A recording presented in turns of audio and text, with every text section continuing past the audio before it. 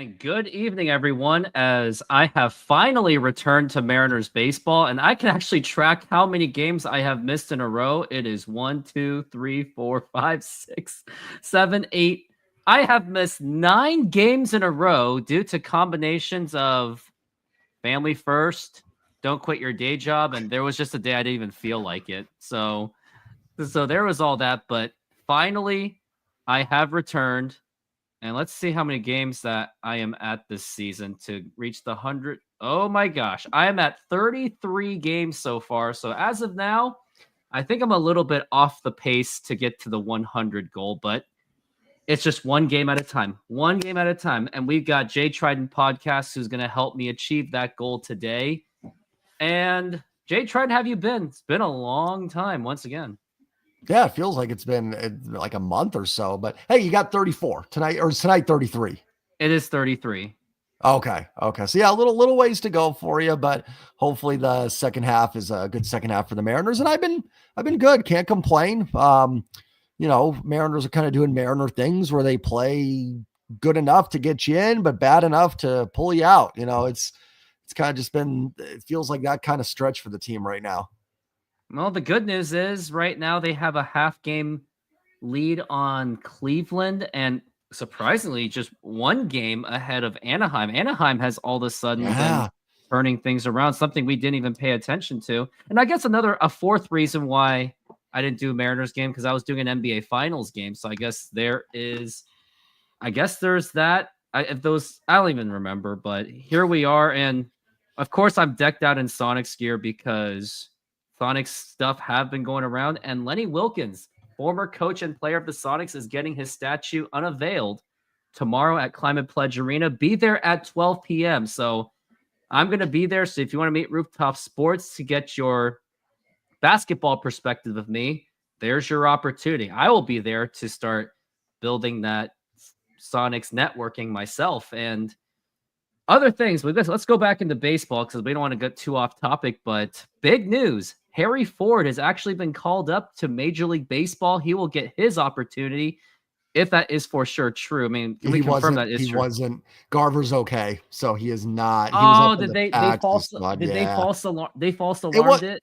It wasn't false alarm. He is in Texas. He did get scratched and pulled, but they weren't sure with Garver, so they had to make sure Garver was okay, but Garver's available. So taxi squad, that's what it is. Yeah. That's why it wasn't, nobody was wrong. He did come up, but it wasn't like up, if that makes sense.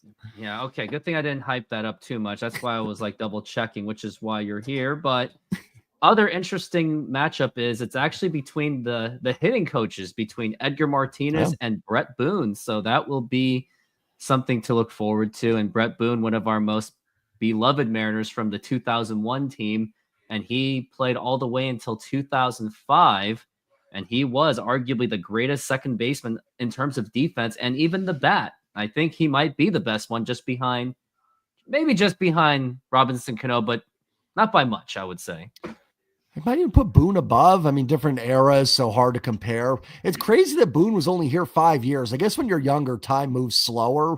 Because as a kid, I felt like, or you're not a kid, I was in high school, but I felt like Boone was just the second baseman for the Mariners. Then you look back and go, man, 5 years, that was it? Or I guess it was 6, because 2000. Or was it 01 his first year? Was he there in 2000? 01. And then he had he had a stint in 92 to 93. That's true. He did come up with the Mariners. So it just always feels longer when you're growing up. Then when you're an adult, time goes like 5 years is like, that was COVID. Speed. You know what I mean? Yeah, exactly. And now let's look at the lineup, and the game's about to be starting in moments. We've got J.P. Crawford, Julio Rodriguez, Cal Raleigh, Jorge Polanco, Randy Arozarena, Luke Raley, Dom Canzone, who is actually batting 271. He's actually not been too shabby since he got called up. Oh. And then you got Ben Williamson and Cole Young. And Ben Williamson, as much as he's been getting some criticism, if you're batting 251 on the Mariners, you're kind of doing something right. And Cole Young, 243. I mean, I'll take it. Like, I won't be like, oh, yay, Cole Young, future. No, it's like, okay, it's something to start with at least.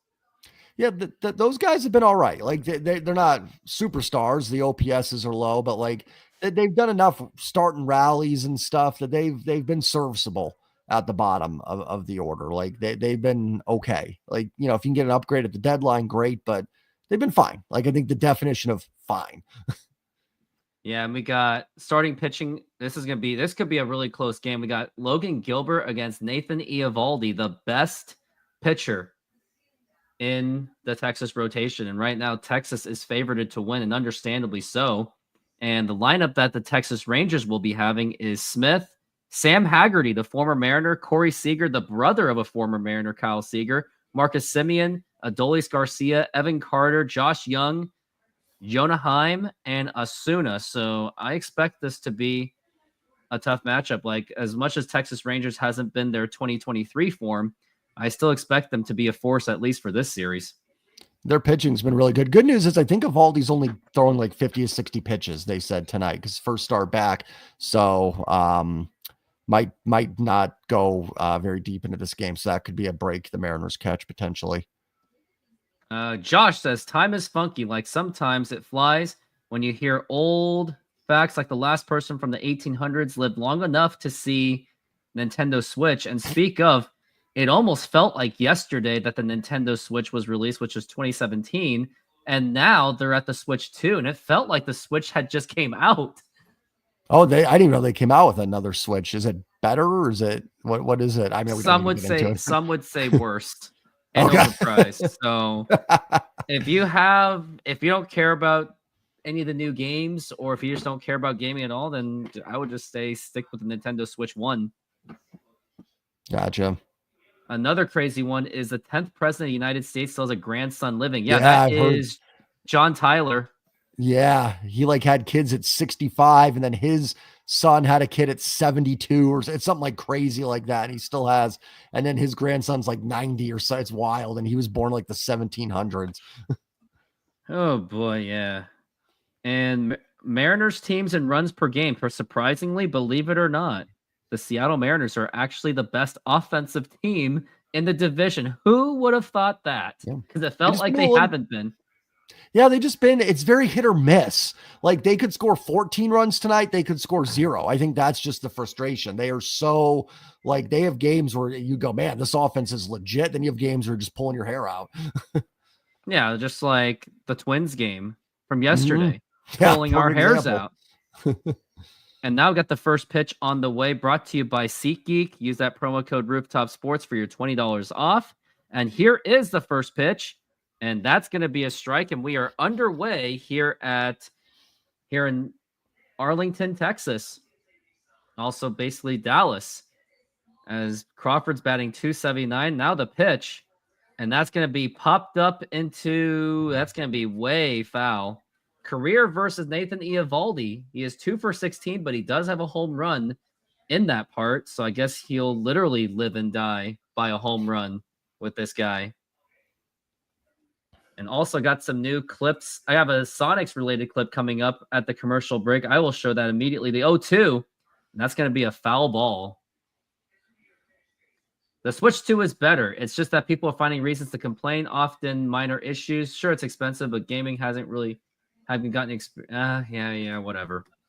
We're at 0-2 for Nathan Eovaldi. And now the pitch. And that is going to be low for a ball. That is going to be 1-2 on JP Crawford. They're showing, what's his name? Bruce Bochy, manager of the Texas Rangers. And the pitch, ground ball, foul. Bruce Bochy, known to be a World Series champion, not only with the Texas Rangers, but also 3 World Series champions with the San Francisco Giants behind Tim Lincecum and Madison Bumgarner. Now we're still at 1-2. Crawford batting .279. He's actually been playing really well this season. I mean, and now the pitch up high for a ball, and it helps to be motivated when you have literally 3 infield prospects literally right on your tail. So he had no choice but to actually play as hard as he can. And he's been very snappy this season too. I have noticed that. The 2-2 outside for a ball, just like when he got ejected from that Nationals game. Although it was a bad pitch, I think it was more because he's stressed more than the bad call, because he's like, well, I got Cole Young right next to me. Cole Emerson's on my tail, the 3-2. Now here's a ground ball right to second base. He's got it. Throw to first in time. But at least it took 8 pitches to get him out. So at least Crawford did work the count on that one.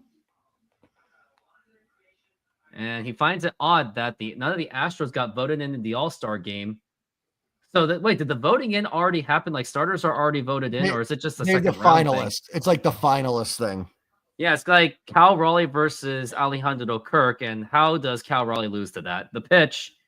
Now here's a ground ball, and that is to Josh Young. The throw to first, and that gets away. And I think that should be an infield base hit because I think Julio was already there anyway. So he looks like that's going to be an infield base hit.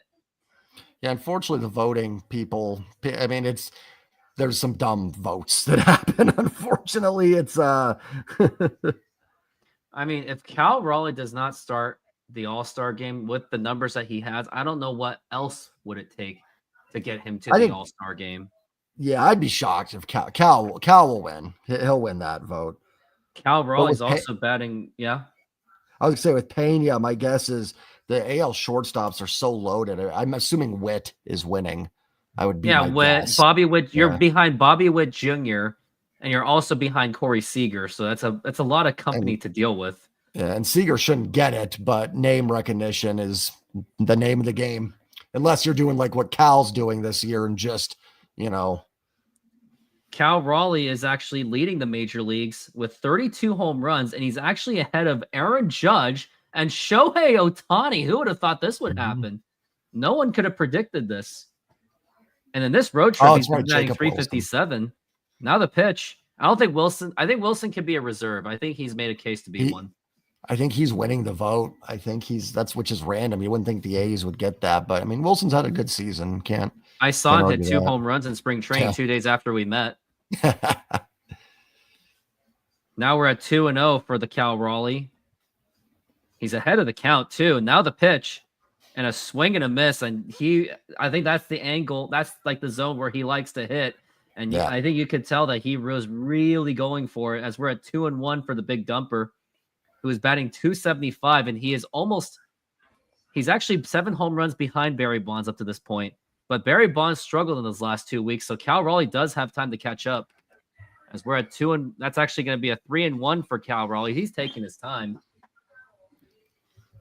And believe it or not, also right after this game, I will be helping out with the moving stuff.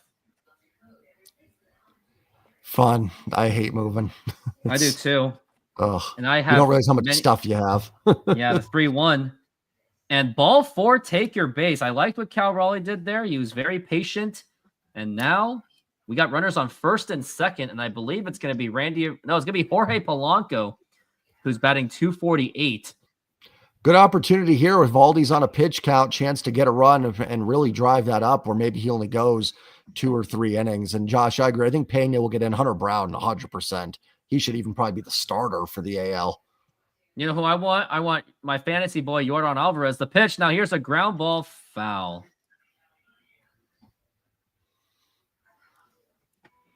We're at 0-1. The last time I did a live streaming show was right after the Oklahoma City Thunder winning the NBA Finals, giving Sonics fans an opportunity to just say whatever they had to say. Didn't even ask for donations. I shut it all down. I was like, don't even donate a thing. Just vent. Just vent. That's all I need is vent. We're at 0-1 for Polanco. And now the pitch. Now here's a liner, and that is going to be a base hit. That should score Julio Rodriguez. He is being waved home. The throw to the plate, and not in time, and the Mariners get on the board on a Jorge Polanco RBI single, and that throw was way off. Yeah, I thought for a second there when I saw him throw it where Julio was, I thought they might get him, but I didn't even see the catcher standing there. I was like, what happened? I was like, what was Jonaheim doing? But we will take it. The throw is just way offline. Just a terrible throw. Yeah, I thought Garcia if it was a good throw, that is out by a mile. Garcia's throw was just way off. Got to get that second run home here. Absolutely, with Randy Arozarena. And if there was a speedster at first base, I would ask him to steal the base right now. Even a sacrifice fly will take it. Heck, I Yeah. even will take a sacrifice bunt, but I don't think Randy Arozarena is all about that. The pitch, that is right in the middle for a strike. And that's what we know about Randy Arozarena. He will not swing at good ones, but he'll swing at the really bad ones. As we're at 0-1. Last 18 games, though, Arozarena has been batting .324. Yeah. And the 0-1 pitch, check swing. See? He check swinged at a bad pitch. Yes, it was a ball, but that's what he's known to do. As we're at 1-1. Chicago's winning 1-0 against San Francisco. I don't think it's that funny. It's just baseball. The 1-1. And that is low for a ball.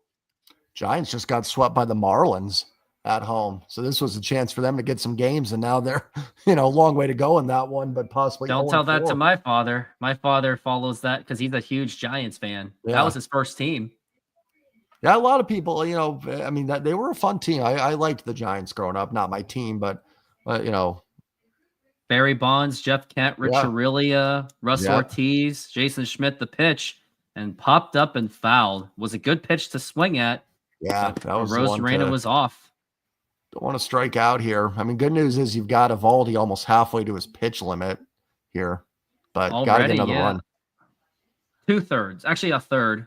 Yeah, because if it's 60, still got another 2/3 to go. We're at 2-2. The pitch. Now here's a ground ball, and that's going to be a double play ball. The second to first, and that is in time for the double play. Although the Mariners score, there was certainly potential to get much more than that as we go to the bottom of the first. And I think this is where people get frustrated with the offense, right? Like, they scored a run. They're on pace to get 9. I'm not saying they're going to score 9 runs. That's good, right? They got a run. But it's like they just seem to leave some stuff out there where you didn't need another hit. A sac fly there, 2-0. Logan on the mound. You probably put Eovaldi, then he's got to face one more hitter at 27, 28 pitches. Now you let him off the hook a little bit. It's just kind of where this team is so frustrating at times. You know what? I'll make you feel better by this. And this is when Key Arena becomes such a difficult place to play. The jump step blocked by Ewing. Barry goes behind the back. Payton for Desmond.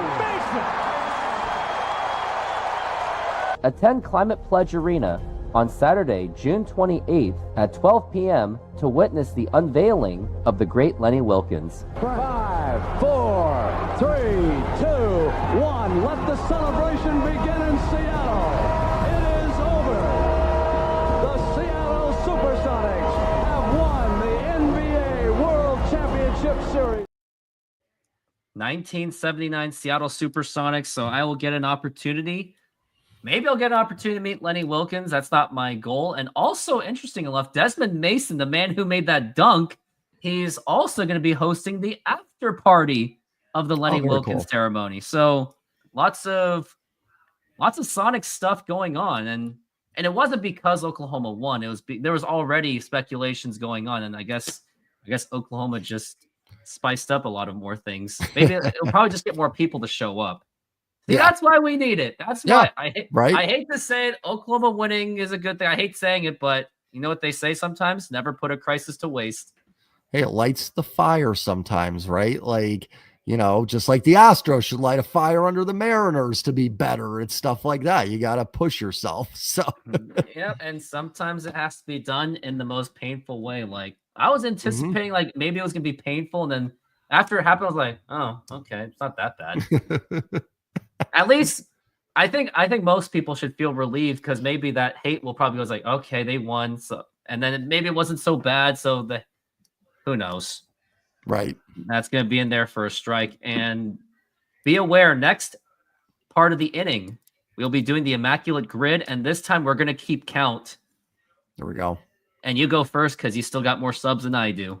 So you still have the home field advantage. The 0-1. And that's going to be a foul ball. And what I'm looking at, I think I am happy you're going first. That's what I'm going to say. All right. We're at 0-2 for Josh Smith. And now the pitch. And a swing and a miss, strike 3. Down he goes. And Nice. that is going to be one out. Josh, I don't know. We'll find out. Last time I saw Logan Gilbert, like actually watching a full game, was I think it was the game where he actually got injured against Miami. And I remember I was there with my friends, Oh, that's right. quarter of them in my league. And the next thing I know is like, your attention, please. We got this new pitchers. And both me and my friend Greg just screamed, whoa. Yeah. We're like, what was going on? Yeah, I the was sitting pitch. on my couch and I see Casey. I'm like, whoa, why is Casey Lawrence in right now? I was like, is this another like, did Scott Service hack into the system or something? Or did Jerry DePoto's like, no, we got to preserve him again. The 0-1. That's going to be Sam Haggerty, the former Mariner. Old friend. The pitch. Still appreciate his efforts. It's just too bad the injuries really got to him. And I noticed that it was ever since that injury versus the Detroit Tigers in 2022 with that stolen base attempt, and he hadn't been the same since. We're at 0-2 for Sam Haggerty. And the pitch. And check swing, did he go? He did go, and that is 2 strikeouts in a row for Logan Gilbert. And I did remember that Logan Gilbert Miami game. He was, I think he was pitching I think he was pitching a no-hitter at the time when it happened. Yeah, and I will say here, you know, I don't want to jinx it, but immaculate inning, is that what it's called? When you 9 have pitches, has to be on 9 pitches. he's let's got see a if it chance. is. Well, there that goes. Yeah, you just did. And now the pitch. And that's going to be a fly ball to right field. And wow, I just blinked an eye and it is gone. That is Corey Seager, Kyle Seager's brother, with a home run. And Jay Trident Podcast, I'm going to have to put this on you. That was on me. It all happens. That was on me. All right, there we go. I mean, it always happens. It's not you. It's just that Mariners. Oh, yeah. That's the thing. Like, the strength of the Mariners starting rotation, they don't walk. But that also comes for some reason at the cost of giving them strikes. That means they get pitchable hits. Well, I mean, and the starting pitching just has not been. I mean, I'm not Logan. I want to get on him. He's only making his 3rd start back in his first inning, but just hasn't been you don't feel the same. We used to feel 4 or 5 runs was game over, and it just doesn't have that feel to it anymore. I'm not saying 1-0 should have been game over here, but like, you know, they just haven't been, you know, outside of Wu, it really has been a lot of inconsistency, and Gilbert just hasn't pitched enough yet. Yeah, I mean, and it's kind of hard to bank on 3 years in a row of fantastic starting rotation. Like, you just can't bank on that. Like, you can bank on 3 years in a row of great offense. That is possible, but starting pitching to preserve is very tough. And that's going to be a foul ball. And no, agreed. And Josh may have just jinxed Matt Brash too. Yeah. No, It doesn't count when it's not a fan of the team, though, right? that is true. Yeah, you can only jinx yourselves. You only jinx. jinx- Only Mariners Yep. fans can jinx the Mariners. Pretty much. And Hey, we're I at wish- 1-2 for I wish I had Simeon. that control. Yeah. Well, that's why we're probably not going to do a show together for Sonics related things either. There's just too much risk to it. No, deep down maybe we would, but then again, you're more baseball than basketball anyway. Yeah. I mean, I'll hang out, but A it's just not 2-2. my forte. Oh, so maybe if we did Game 6 of the NBA Finals, Thunder would have just gotten it over with and won. Could have Right. happened. And you know what? At least we'd have gotten on video. At least would have witnessed it right on live. True. So True. 2-2, and the pitch, and that is outside for a ball. And strangely enough, for that show, actually had 97 people watch it after it was done. So people actually were watching it because, of course, when you have Thunder winning a championship with a Sonics logo on the thumbnail, that of course is going to grab attention. 3-2. Yeah. That's going to be a foul ball. Oh, now the And- pitch count going up for Logan here. It is. I was about to say, just get ready for that immaculate game, but now I don't know. And we know the rules. It's right at the start of commercial break, and it ends at the end of commercial break. And we're at 3-2. The pitch, swing and a miss, strike 3, and that's going to retire the side. 3 strikeouts from Logan Gilbert, but a home run hit by Corey Seager. And now it is a 1-1 game. And now let's get right to it. We're just going to start it right now. Let's Is go. this me? Yeah, this is you. Oh gosh. Angels, Gene Segura. Angels, Brewers, Gene Segura. Yeah, I think he played for the Angels for a little bit. Oh, Okay. wow. Okay, that's good. Angels, Cardinals. Oh gosh. Jim Edmonds. I can't think of any. I know there's better ones, but 17%. Ugh. 30 stolen base season. Sean Figgins. Of course, you have to. And it's common. Oh wow, I thought that would have been better. Brewers, Marlins. Oh man, Brewers, Marlins. I have one, but I can't tell you. No. Oh my gosh, Carlos Lee. Did he play for the Marlins? I think it might be Derek Lee that played for the Marlins. Which one do you want? Well, Derek Lee didn't play. Try it, just see. Carlos Lee? Yeah. Oh, He you got did. it. Okay. Marlins, Cardinals. Gosh.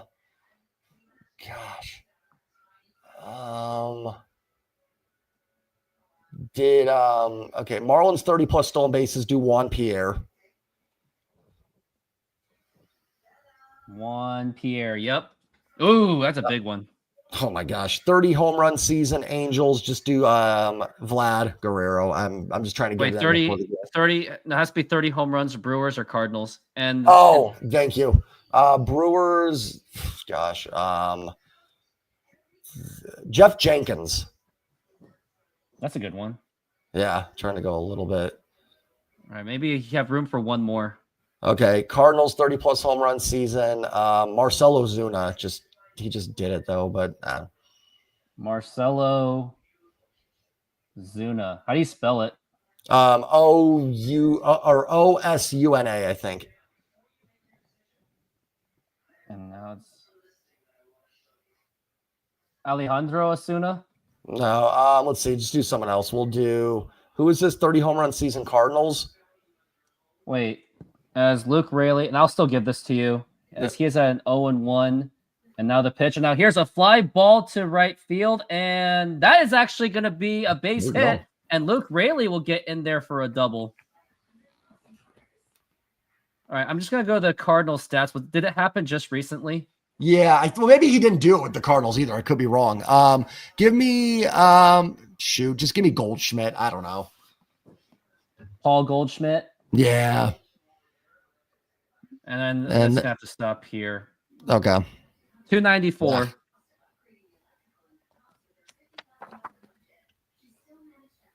Jay Trident. All right, now we got Dom Canzone up to the plate. And now the pitch. And now here's a fly ball to deep right center field, and that is caught by Wyatt Langford. And actually, Luke Raley's going to go to third base. And how about that hustle? And now we got a man on third base. I was I'm gone. See, that's fine. I will say good contact, both Luke and Dom rip those, but you got to get this run in. Got to score, guys. Come on, Mariners. Oh, yep. Believe it or not, Josh and I have interacted together on a Dom Canzone strikeout, so I'll show that to you and whenever I have time. And now here's Ben Williamson, and now the pitch. And that is a strike. Wait, which one would Bagwell have been for? Did he play for one of those teams? Where did I miss Bagwell played for it would have been for a 30-30. Jeff Bagwell's won 30 bases before. No one never has Bagwell stealing 30 bases. 0-1. And that's a foul ball, and that is going to be strike 2. You got 294. That's actually, I would say that was a pretty good, you had some pretty good resilience on that one. Yeah, not bad for kind of just for a quick. Yeah, exactly. We're at 0-2. And now the pitch. And a swing and a miss, strike 3. Absolutely brutal. And that is going to be one out. And now it's going to be up to the Cole Young to see if he can get anything in, which he has been known to drive in some runs. Can say that. It's not a very good swing by Ben Williamson either. He's got to be better than that at bat. 7 RBIs for Cole Young in 21 games. His on-base percentage is not good, though. And now the pitch. Now here's a liner to right field, and that is caught by the first baseman, and that's going to retire the side. That was Josh, slow. since you're here, I think I'm going to give a break for the Immaculate Grid, just not ready for it, but I think you'll enjoy this video. It was watching a strikeout for Dom Canzone. The 0-2 pitch. You gotta love these I guys.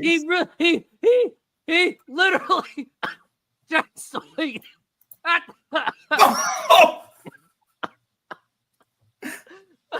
He Oh my literally God. just swinged None at the of those dirt. were in the strike zone. It wasn't even in the strike zone, and he just swinged it. Like, why? Like literally, that wasn't Taylor Scott being good. That was It was just really you just bad. swinging at crap. That was Dom Canzone's final at bat until he got sent down to Tacoma. And now, ironically, I also have his game tying home run with it I was from there. Arizona. Yeah, you were there, and they should have won. Were you screaming at the top of your lungs when it happened? Oh yeah, it was fun. That was a fun inning, actually. The game ended up sucking, but It really did. All right. So where was I at? So I will be waiting until the next inning to do the Immaculate Grid. Here, check out some tacos. Taco lovers, this one's for you. Come enjoy tacos autenticos at Snoqualmie Mexican food truck, packed with flavor, made with love, and always fresh. Try our carne asada, al pastor con piña, and more. Topped with cebolla, cilantro, y a squeeze of lime. Pair it with a cold drink and relax at our outdoor seating. Perfecto para disfrutar. Find us at the Snoqualmie Mexican food truck, open daily. Ven con hambre, sal fies. How was my That's Spanish? Rate that from 1 to 10. I don't know Spanish very well, so I'll give it a 10. I'll give it a 10. It made me hungry. Yeah, Cole Young had a nice exit velocity, but of course it just went straight to the first baseman. Not nice. That's just great. And now That inning was more annoying. I mean, Ben's at bat was awful. That was the crucial one. That inning was a little bit more annoying because Dom hit it at 108. Cole Young smacked it. I mean, that's kind of where you just got to go baseball. it is Ben's got to baseball. do a better job. Now we got Adolis Garcia, and the more the Mariners play like this makes me want the Sonics back even more than ever. Give me something else to complain about, or give me something more to complain about. Let's do that. At least we would have a team. Now it's going to be 1-1, and I definitely have plans for Sonics making content if a team is to come back. Now we're at 1-1, and now here is the pitch to Garcia. And that's going to be a foul ball. Garcia batting .230 with 9 home runs and 39 RBIs. Hasn't been exactly the same player that we remembered from the good old days of 2023. Now we're at 1-2 for Garcia. And now the pitch. And now here's a ground ball right to JP Crawford. Should be easy play. Throw to first in time. It's also good to see Luke Raley back at first base. We really needed him back. Like, Yeah. not having him really, not saying it hurt the team, but there were moments where that hustle really just helps. Yeah, it's been nice. It just lengthens the lineup too, having him in there. The lineup just feels so much better. Yeah, I mean, Rowdy Tellez at first base. We saw so many of those balls go right over his head. Or maybe it felt like it just went right through him. Now here's Evan Carter. And that is a foul ball. Yeah, and then he just, with Rowdy, you'd get some home runs, but it's just that the OBP was in the 240s. Like, it just, if you're going to be that kind of player, you've got to hit like 50 bombs. You know what I mean? Not 24 over the course of a season. Pretty much. And now here's the 0-1. And that is a strike. And that's going to be 0-2 for Evan Carter. And I'm looking at the Immaculate Grid. I think you have a really good shot on me. I'm not looking forward to it, as we're at 0-2.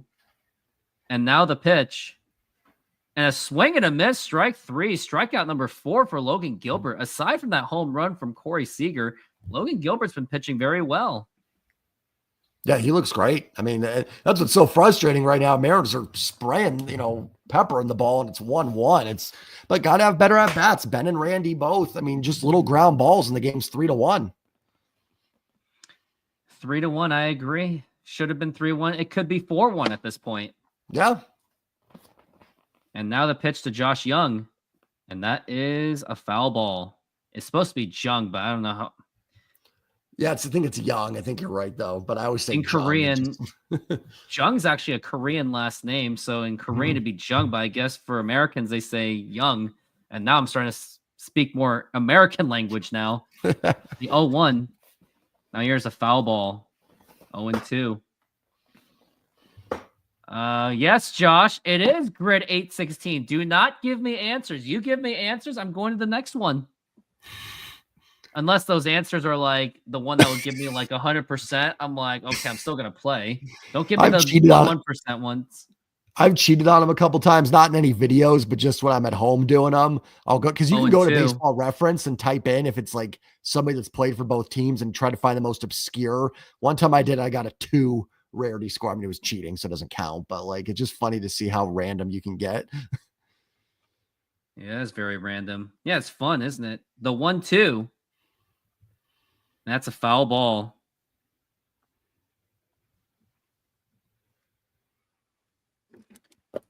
In about a few moments, I'll be playing the Immaculate Grid myself. And again, I am extremely nervous for it as we're at 1-2.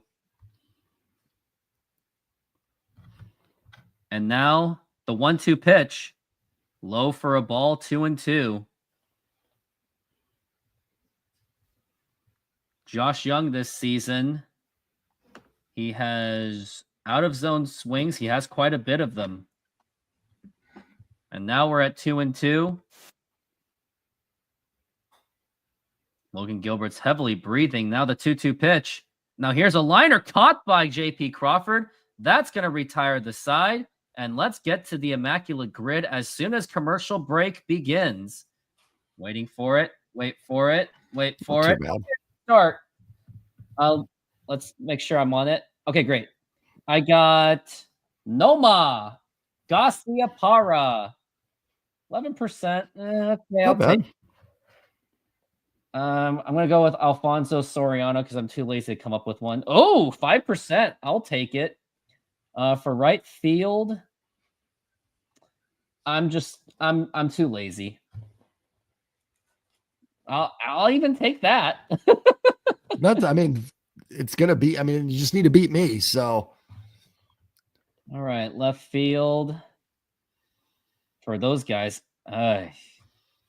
Oh, this one. Yep.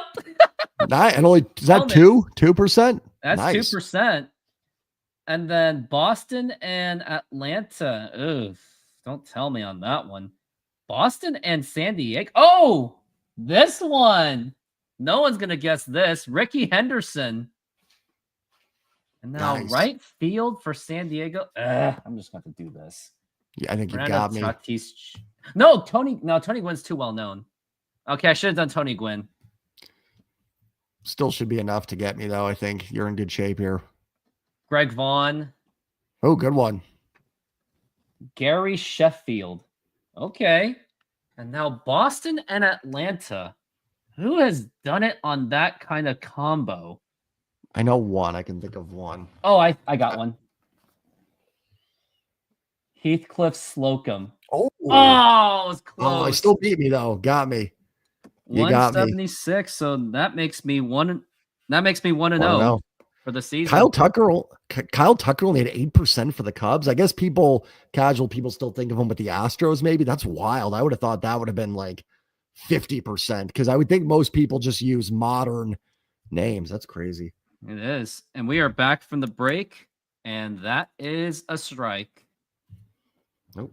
Well, that was a good one. TV must have. That was a good one. You got some solid ones there. Oh, so Tony Gwynn would have been a better choice to pitch. And that is a strike.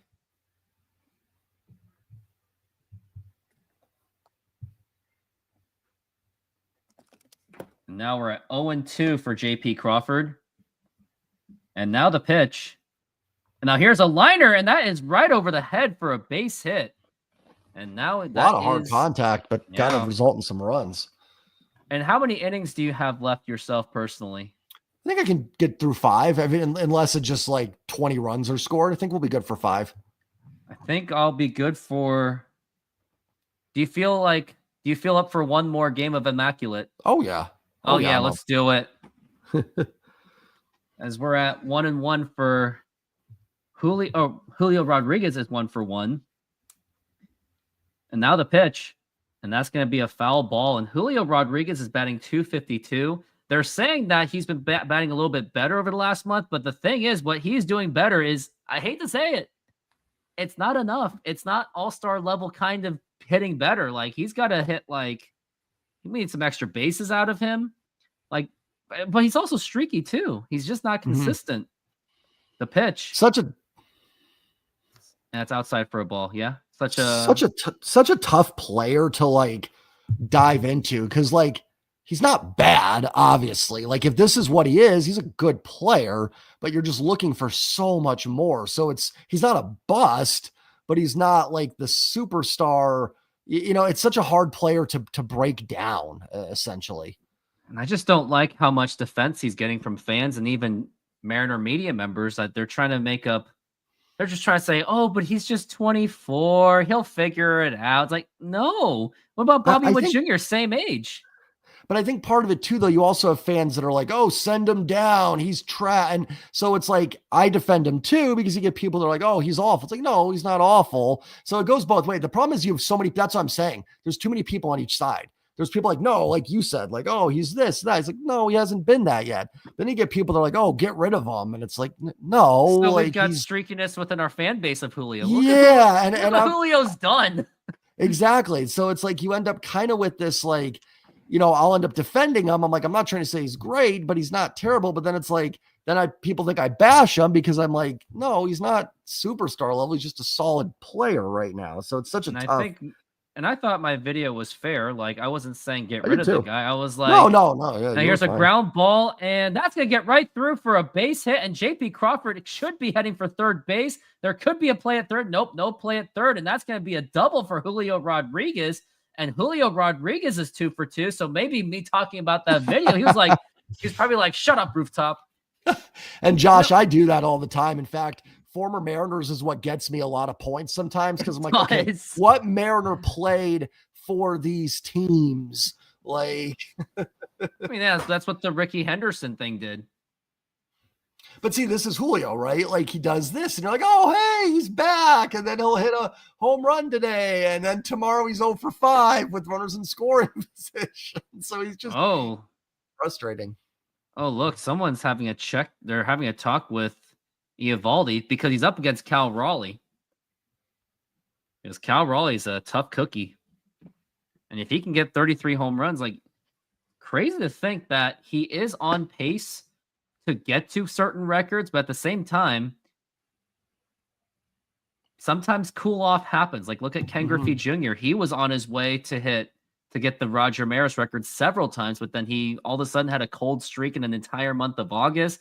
In 98, little do people remember, he was actually leading Mark McGwire and Sammy Sosa, and then he just fell in August, and looks like it's going to be an intentional walk. So Cal Raleigh will get on base with the bases loaded with nobody out.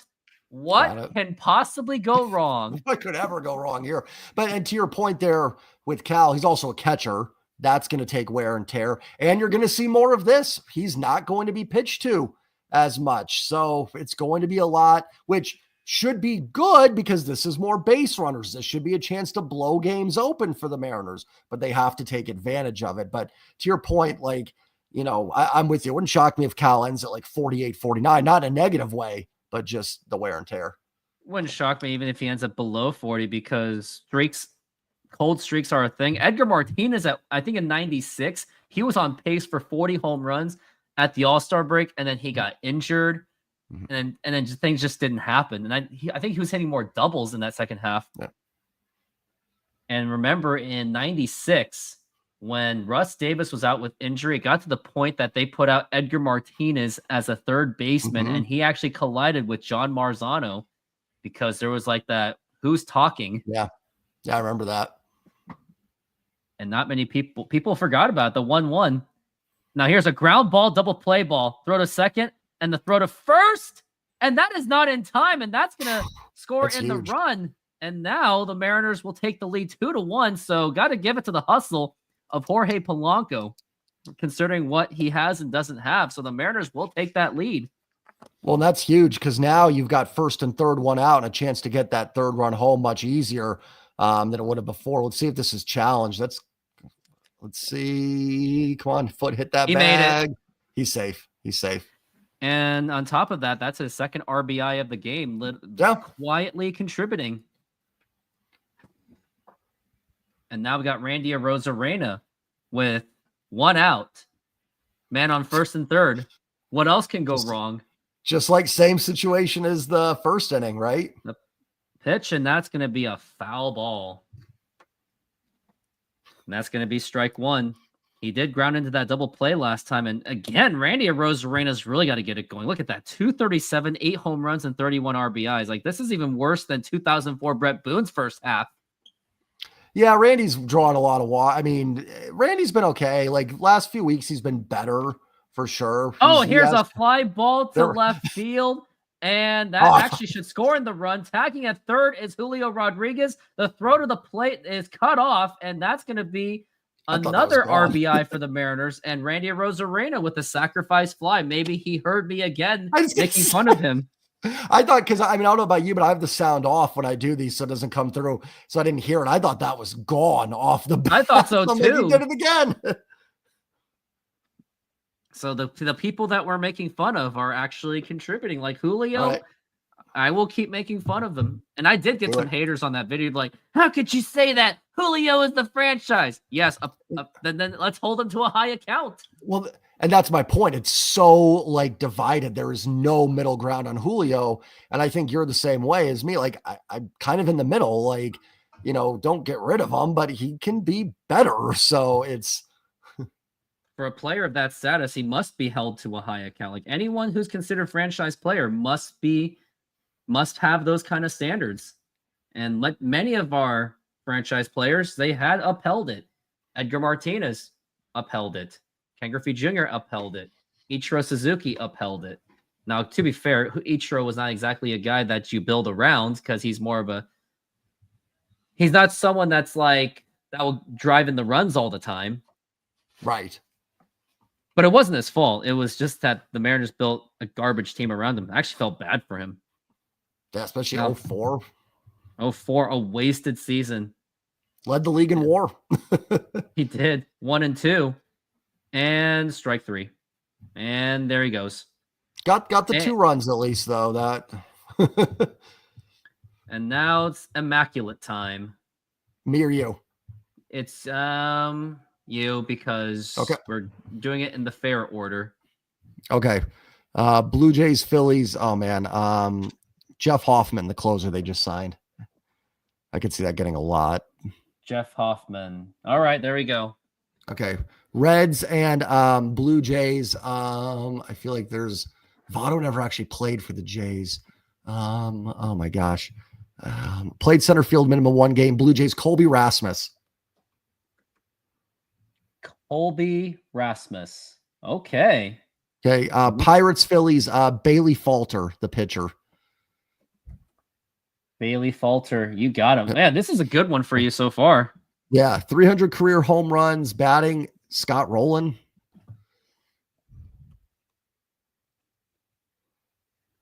Yep, you got him. Okay. 300 career home runs, batting, Reds, Griffey. I don't, people might think of more Mariners, maybe doesn't get the. They still count it. All right. Played 300 career home runs and played center field 1 game. Oh my gosh. Why am I blanking on this stuff? I blank on like the silliest things. I don't know. Willie Mays. That's so bad. Oh, Bonds. I bet Bonds played center at some point. Barry Bonds. Yeah. Barry Bonds. Oh, yep. Yep. He did. Okay. Pirates played center field 1 game. Oh my gosh. Nate McLouth. Nate McLeod.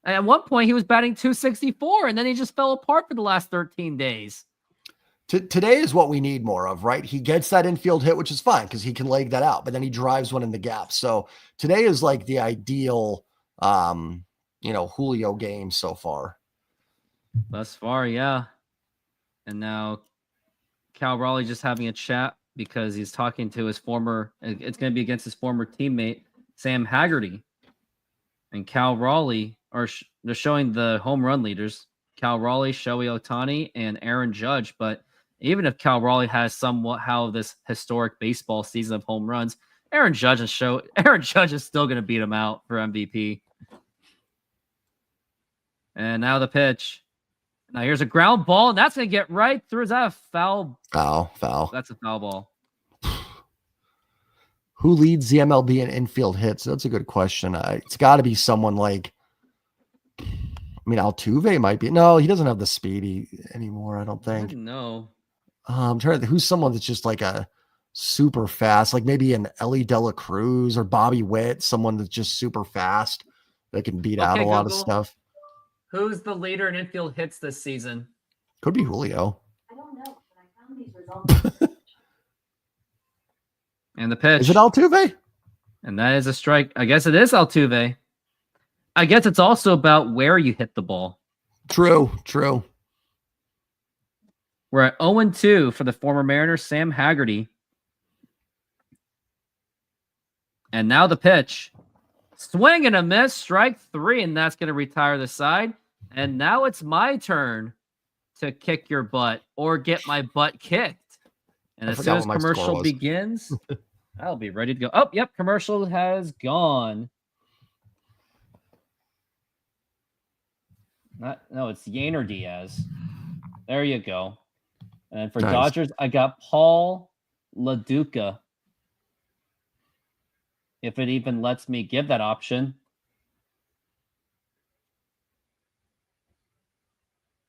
Oh my God. Paul LaDuca is going to, okay. Paul LaDuca. There you go. Nice.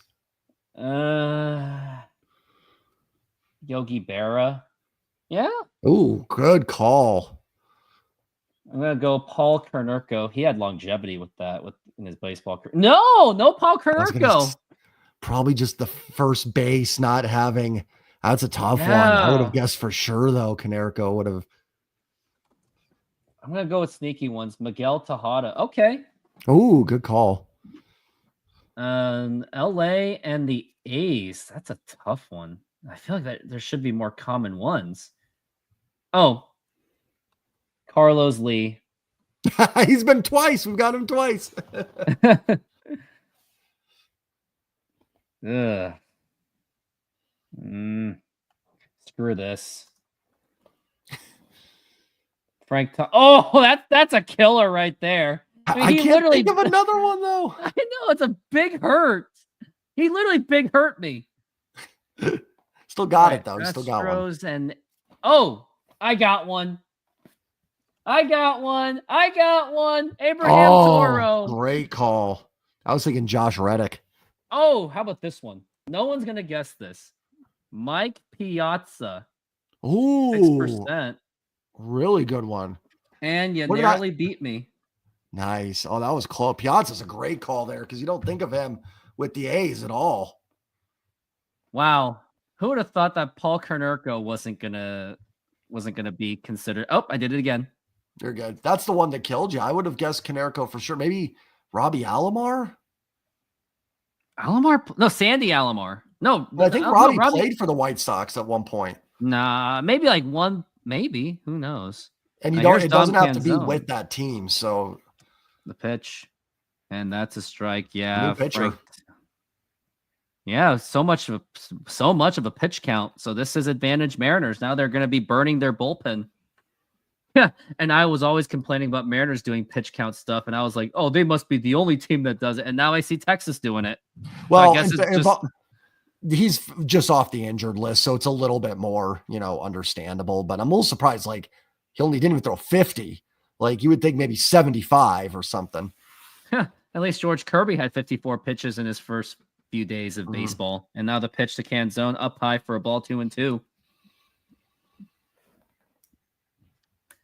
Dom Canzone's batting .265 with 4 home runs and 7 RBIs. Hoping that he can contribute for the future of the Mariners, as I hoped after 23. The pitch, that is outside for a ball, 3-2. And the thing was, I was very excited about Dom Canzone after 23. I thought he was going to be one of the contributors of the Mariners. He's had a good road trip thus far. He's batting 6 of 19 with 3 home runs and 3 RBIs. The pitch. Now here's a liner, and that is going to be a base hit. And now Dom Canzone gets on first base with a single. Doing solid. Just really good at bats from Dom. Not a lot of strikeouts either. He's you're not seeing all those ugly strikeouts, because last year he was like the extreme of two, right? He was like either he hit the most beautiful looking home runs or he had the most ugly looking strikeouts. Exactly. Like he had no middle. And when he hit that home run, it's like, yep, he's got talent. Right. And he just had zero mechanics and fundamentals. Now here's Ben Williamson and the pitch. And that's going to be a strike. And now that all our Immaculate Grid games are over, I got to tell you my softball story from Tuesday, my church league. And it was brutal. And why was it brutal? You'll see real soon. And that is not in time. Oh, come on, Josh. No Google help. No cheating, man. So, see? He's an Astros fan. Just like Astros cheat. Josh cheats. What are you going to say to that? The sanctions are coming down on him. Yep, the they are. Grid, the Immaculate Grid army. I'm telling on them. I'm telling. And now, at least he admitted the pitch. Now, here is a fly ball that actually could drop, and that is going to drop in for a base hit. And now you got runners on first and second, and we're having guys at the bottom of the lineup contributing.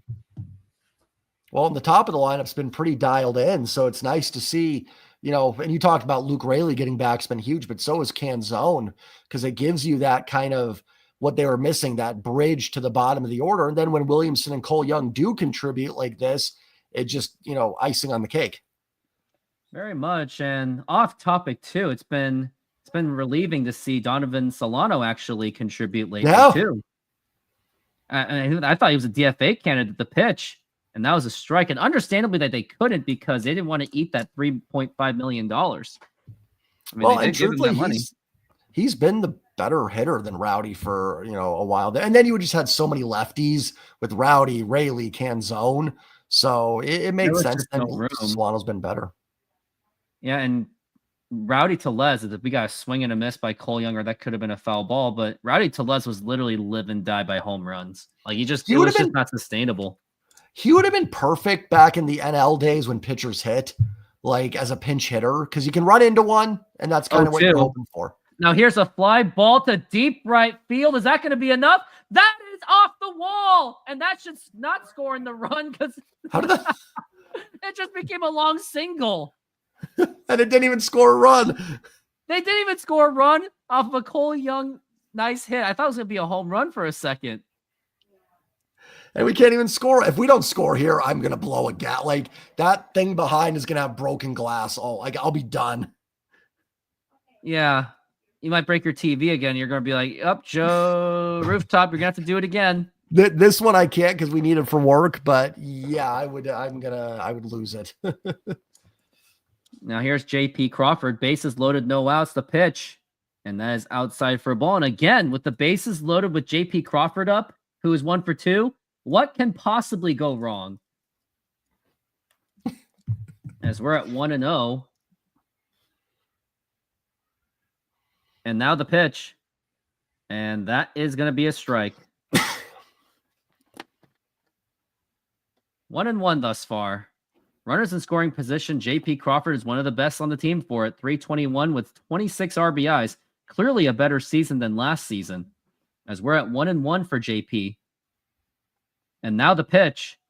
And now it's a ground ball that could score. No, it's not going to score in the run. It's going to be a force out at home. Nothing much you could have done about that. And now you got Julio Rodriguez. And Julio, this is your time to shine. Let's remember, one of the last moments that you had with the bases loaded. What happened in 2022 when the bases were loaded, Jay Trident? for Julio Rodriguez. Wait, which one was this? 2022. 2022 against Texas Rangers, bases loaded. Oh, Julio was the up. first career grand slam for Julio. Yes, can he do it again? We definitely need I'll that take a from sack him. fly. Anything that scores from the pitch, low for a ball. Heck, how about a bases loaded walk? I'll take that. That'd be great. He's batting .254 with 11 home runs. Obviously, that is not going to get him to the All-Star game, no matter what happens. Even if everyone gets hurt, that's still not going to get him in the pitch. And that's going to be a foul ball, strike one. He had to swing at that one, though. Not a bad cut there. Hector Neris is not on the Rangers, Josh, so that does not make sense. It's Julio's supposed on the arch Angels. nemesis. He is. He's still supposedly Julio's arch nemesis from the thing from 23, inside for a ball, with the whole trash talking, benches cleared. Eugenio Suarez thought it was a thing. The Venezuelans were like, yeah, he said something bad. And then all the Dominican Republic people are like, no, that's just trash talking. Kind of funny how it works. The 2-1. And here's a ground ball that is going to throw to first in time. But the good news is that's going to score in the run. So Ben Williamson scores to make it 4-1. See, that's okay. Like, I know I want more, but knowing the Mariners state and they're struggling to score runs at times, sometimes you just got to take it. Well, especially when you're adding on, right? Like, not the worst thing, but even this, and they'll probably walk Cal again. I would be shocked if Cal doesn't put on. Yeah, especially with 2 outs, and especially if he's going to try to hit a home run. I think, they did it again. He's having a Barry Bonds kind of game.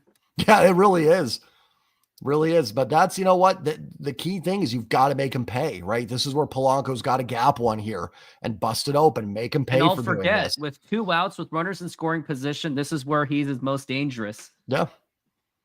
Base hit here really breaks this open. Really Logan make Gilbert's him been pay. pitching well. Let's make him pay.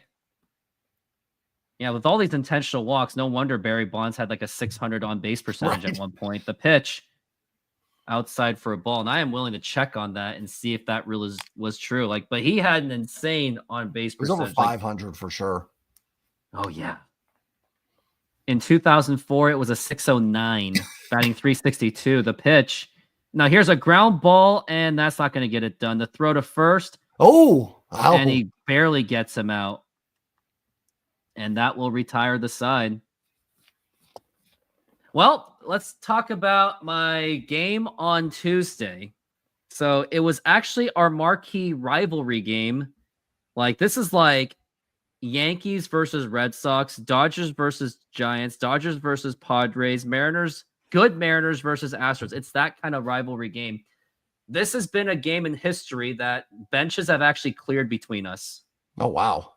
It wasn't even that bad. It was just that one of our players, he kind of took it too far because the pitcher, when he was running from second to third, he was already going to be out, but he slapped the ball out of his hands, but he was already called out. And then my teammate just overreacted.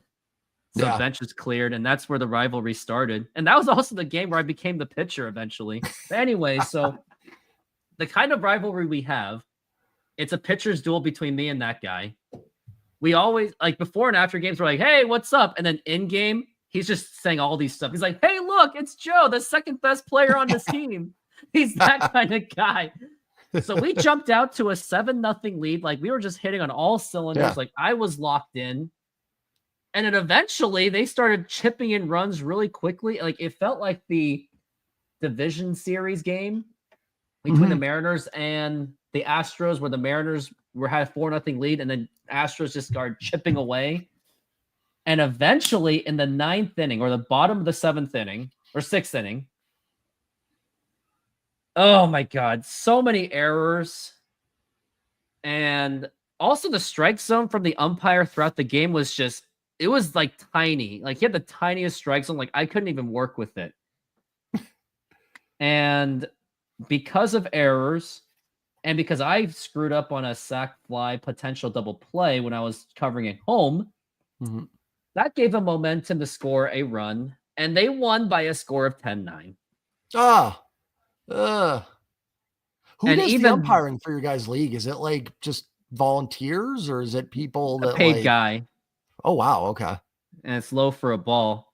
Like I didn't. The umpire, of course, wasn't the reason. It was our offense just stopped scoring. I couldn't.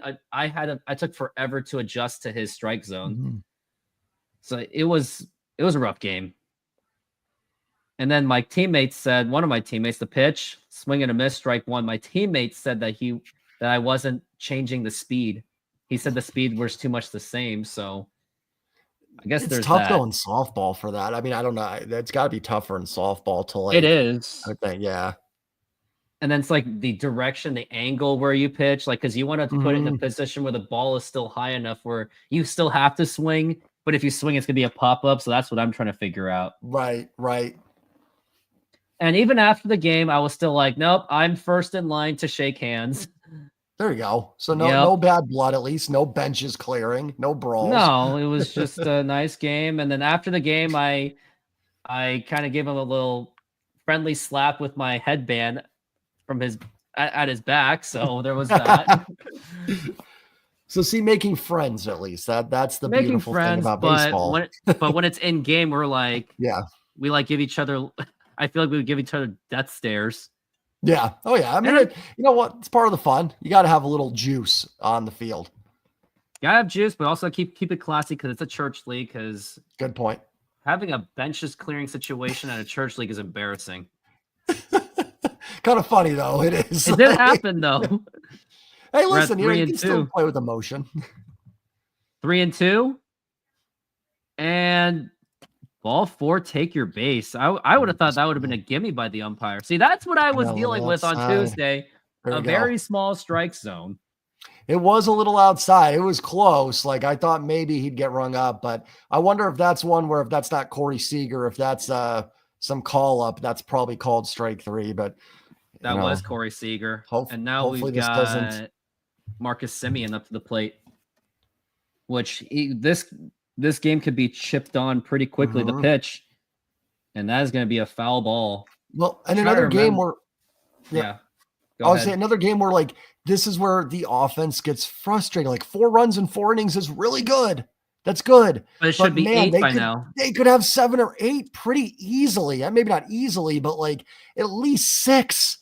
So it's just like, oh man, they're leaving opportunities. And then, you know, Seager walks, Simeon. Now here's a fly ball to right field, and Canzone is there, and he makes the catch, and that's going to be 1 out, so you can get a double play. So, but yeah, right after the game, my initial reaction was I was literally just kneeling, as in like, oh crap, we just lost. And Mhm. then couple of my teammates were kind of consoling, and then as soon as we got to the shaking hands, I like immediately just jumped. It's like, yep, I'm first in line.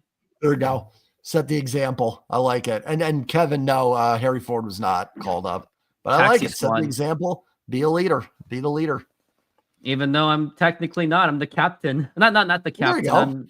I'm the best player, but there's a There you go. captain. But You should get the captainship. I've coordinated more practices than the captain has, though. Right. And that's what captains do. Now we're at 0-1. Now the pitch, swing and a miss, and that actually gets away, and now that's going to be going into second base. But yeah, what I'm trying to do now is I'm trying to get an exhibition game for next week because there's no games due to 4th of July week. So I'm trying to get one of my friends' teams, and this is going to be a team that's going to be well ahead of our level. But my twisted thinking is if we play a team that is a lot better than all the other teams, that gives like a more of a perspective shift. Like, okay, there's teams out there that are better than everyone in our league. So by seeing that, then it makes us appreciate the league that we're in. Right. And when you play those kind of exhibition games, you usually want to play teams that are a lot better. Like in soccer, like these mid-tier countries, and now here's a fly ball to right field again, and Canzone's going to be there, but it's going to be tagging at second, and he's going to go to third base as Corey Seager, and that's going to be cut off by JP Crawford. But yeah, like in soccer, mid-tier countries, when they prepare for World Cup, they'll always try to ask like the big tier teams so they can get like big practice. Exactly. No, it'll be good for you guys. Oh, Kevin, you don't have to be sorry for that. Ty wasn't wrong. He is on the taxi squad. They had to wait for Mitch Garver. Garver, I guess, is fine. So that's why he wasn't officially No, there was called up. So a lot of misconceptions, but good thing yeah. they finally got it cleared up. And yep, Ty Gonzalez of Locked On Mariners, one of the arguably the most known YouTuber. I think he is the most known aside from Mariner Mojo and Couch GM. And now the pitch. And that is a strike. But I've noticed on Couch GM, he's been doing a lot more Cougars content than Mariners content lately. Yeah, he's been more on the college football, I think. And me, I'm starting to shift into the Seattle Supersonics. Bring them back. Bring them back. And I actually have experience on trying to bring the team back, and that's going to be a swing and a miss strike too. I actually was part of that Soto Arena thing when they were trying to build a stadium south of T-Mobile. I went to city council meetings and be like, "Hey, I'm Joseph. Please vote for this arena." I was that guy. Yeah. No, it's good being a part of it, trying to actually not just talk the talk, but walk the walk. Walk the walk, and that's gonna be wild pitch, but doesn't get past. Good stop by Cal Raleigh. But that's what I was about, like, because there was a point, like, I was so tired of just complaining about OKC having no team, and then once there were opportunities, I was like, you know what? I'm jumping head first because I wanted to make a difference. And the ironic thing is, when the Sonics left, I actually made more friends out of that. Who would have thought? Like, some of my best friends I met through that cause. Exactly. So I guess there was some, and a swing and a miss, strike 3, and that's going to retire the side. And dominant pitching by Logan Gilbert. And where is he at right now? He's at 6 strikeouts. And we're at it just shows that sports can be bigger than, we realize sometimes. And I've always told my friends that, and we all agree that we would never trade each other. We would not trade away our friendships for a basketball team. Yeah, no, absolutely not. No, I wouldn't. As much as I love my teams, my friends, family, way more important. My best friend's Special Olympics basketball team is more important than the Sonics, and my softball team is more important than the Mariners and the Sonics. Yeah, no, when you actually get into it and play and you're part of something, it does mean more. Like when I've coached my kids' teams, it is more important. Like, and you know what I mean? So it's a feeling because you're a part of it. And that's just worth so much more. Not to take away the value of the Sonics. I mean, we missed them to hell. Oh, yeah. What I've learned is when the team left, I did realize I did get a lot out of it. And I really got to learn about local Seattle politics. And whew, that was not a walk in the park to deal with. No, I bet. I'm trying to get my feedback. And I believe this would be your very last inning. Correct me if I'm wrong. Yeah, I'll probably have to head out after the top of the 5th, unless it's a really quick 1, 2, 3. And hopefully it's not, because we want the Mariners to score. So I mean, you could leave right in the middle of it if they're scoring all those runs like that. True. Chances of Cal winning the Derby, there's never a clear-cut winner on these things. Yeah. It's always something always happens. Like at one point we thought Julio was going to win maybe. Oh, that was a show that year in LA. I mean, and then all the years, it's sometimes it's someone random, you know what I mean? I don't even know who else is in it. Cal and someone else was announced. In 97, Ken Griffey Jr. was favored to win, and he actually lost out in the first round, and Tino Martinez actually won, and no one could have foreseen that. But I hope Cal wins. That'd be cool. I don't really put much stake into it. I just want to see cool highlights. And now the pitch. Now here's a ground ball right to Josh Young. Throw to first.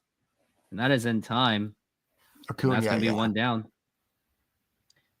Yeah, Braves. Speaking of Atlanta Braves has actually been a pretty weird team. Like they are always expected to be contenders, but they're basically just like everyone else. Actually, they're 37 and 43. Yeah.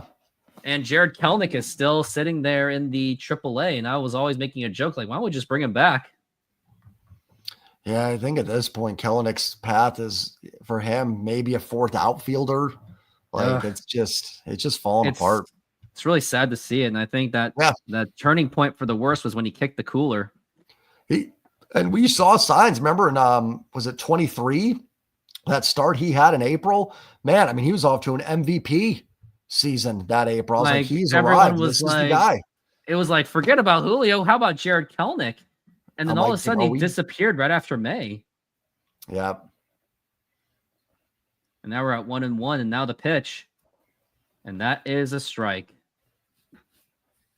Yeah, Braves have been an absolute disappointment, and it's crazy to think for the Mariners themselves. They are very much into the playoff race despite their hiccups up and down. And now we're at 1-2. Now the pitch. Now here's a ground ball, and that's going to be a base hit. And Luke Raley once again contributes, and he is now at first base. The league has been really mediocre this year. I mean, there's the top teams, and then it is just a hodgepodge of like, you know, teams we're talking about: the Mariners, the Braves, the Brewers, the Twins, the Cardinals, the Guardians, you know, all these teams that are just sort of the Reds that are just in this massive mix of what and don't know what they're going to be. Now we got Dom Canzone. Like, no one could have guessed the Tigers were going to be this good. Now the pitch, and that's going to be popped up, and he just got jammed up on it. And that's the kind of pitch I'm trying to figure out in softball. And he makes the catch. Like, Tigers, I knew they were going to be good, but I didn't even think they're going to be this good. Yeah, they're like best team in baseball. Astros, no one could have predicted that. They thought Jordan being hurt, no Kyle Tucker, but they're also one of the best teams in the league. They just don't stop. They're a well-oiled machine. It's next man up. Their pitching has been incredible. I mean, they just don't want to stop. I mean, no, they want to stop, but they just can't stop. They've done a good job with pitching development because everybody they bring up is just locked in. They always do something. And look at Mariners, like right now, after Logan Evans, like who we got to look forward to? Gerangelo Saintia, that's it. But he's an A+ right now. The pitch, swing and a miss, and that is strike two. Bad swinging by Ben Williamson. And speaking of minor leagues, Laz Montez is now in Double-A and already hit a home run. So is Arroyo. So maybe players to look forward to for next year. Yep. At least for spring training, they'll get some really good playing time. And now the pitch. Now here's a ground ball, and that's probably going to end the inning. And he's safe. Ooh. Curious to see this one. I thought he got him, but that's big. If maybe the game's not ready for you to leave yet. They're going to challenge. I think they got him.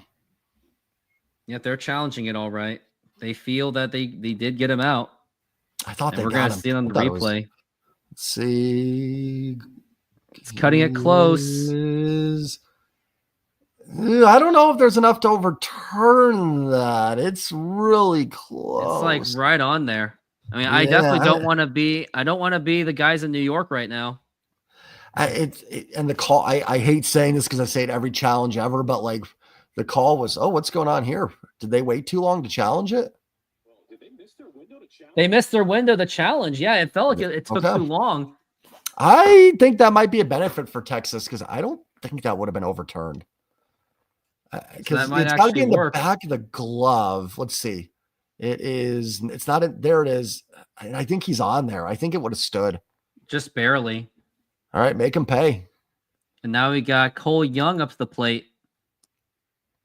At least they don't lose their challenge. Now the pitch, which is why it may work against us. Right. Could come back to bite us later. Now we're at 1-0 for Cole Young, who is batting 1 for 2. He's also contributed himself. And now the pitch, and that's going to be a foul ball. Yeah, he had that really first home run. Yeah, he had that really bizarre single, and that turned into. No one even scored that one because Canzone wasn't sure. Or no, I think they ran into motion as if they thought it was a home run. I think they thought it was going to be caught. I think they were. It was weird the way Garcia played it a little bit, so I think he kind of deked him, is my guess. Cole Young with runners in scoring position, 296. So he might actually be one of the clutch players of the future. The pitch. Now here's a fly ball to center field, and Garcia makes the catch. Cole Young has had some pretty good hits. It's just that it just lands in the glove. Yep. Now that was 10 hits to 2 and only up by 3.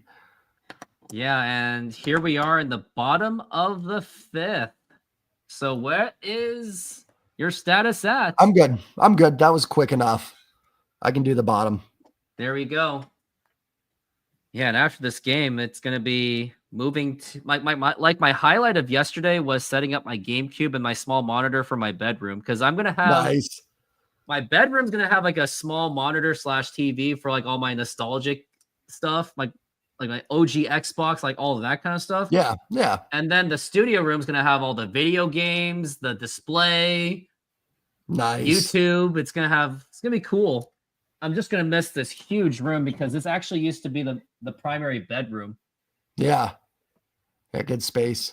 This house actually has 2 primary bedrooms. Ooh.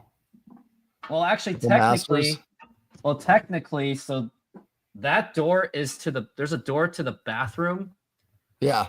and there's actually another door that goes to the primary. So I guess we're gonna cut off that door because it's kind of weird to share a primary bathroom between 2 rooms, in my opinion. So this will just be a ginormous bedroom. So maybe this room could be the big seller for like a middle school kid or an elementary go. school kid. There you go. Exactly. So I think but the problem is market is just ugh. Like Yeah. houses are sitting in the neighborhood. Like when I walk in the neighborhood with my basketball friend, who's also on my softball team, the Greg's Great team, Yeah. we see signs up all the time. And it's been up there much more than usual. Oh, I know. Yeah. And they just don't, they're just there forever. Yeah.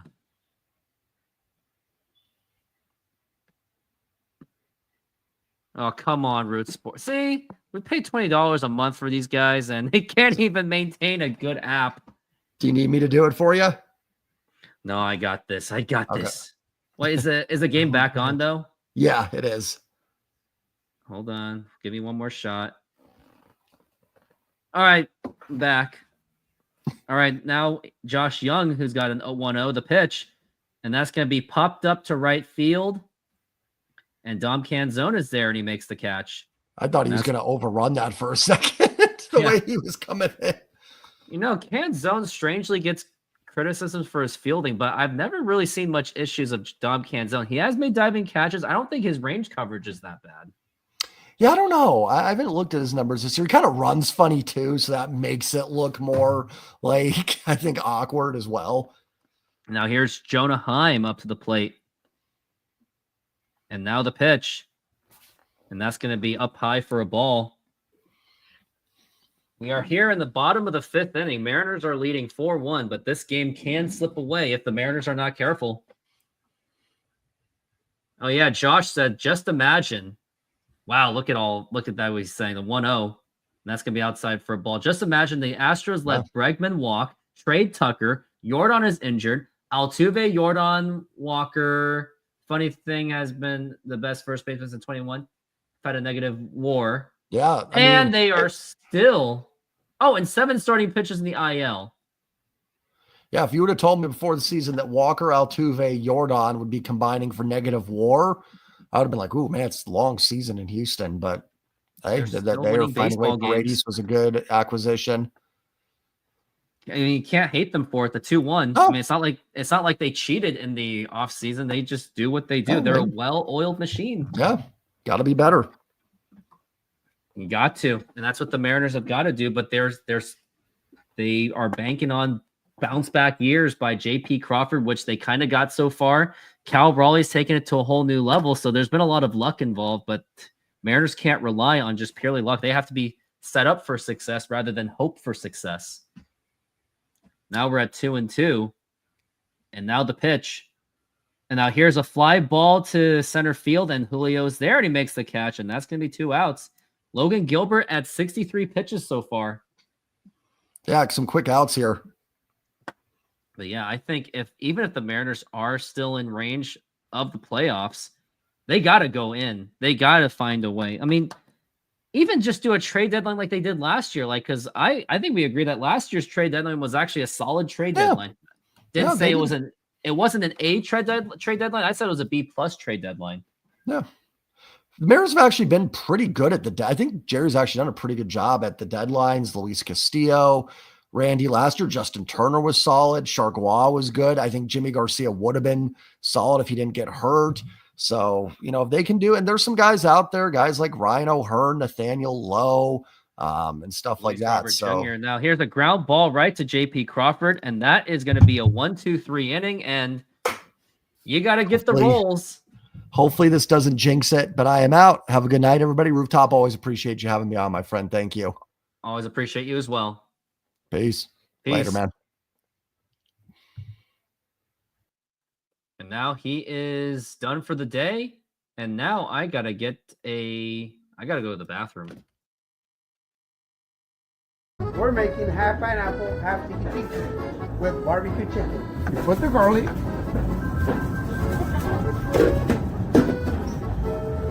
Put the pineapple on the whole pizza. Remember, they want half pineapple, and the one is going to be tiki tiki.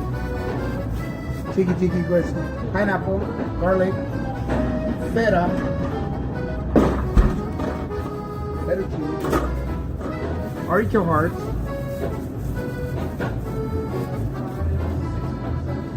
and the chicken. And we're gonna spread some barbecue on top.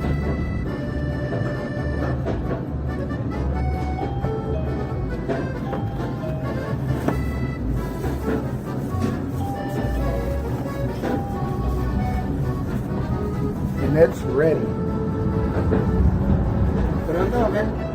Let it run.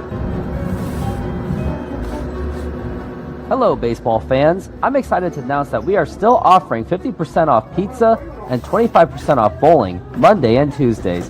Head on over to Snoqualmie Sahara Pizza. This deal will go through May.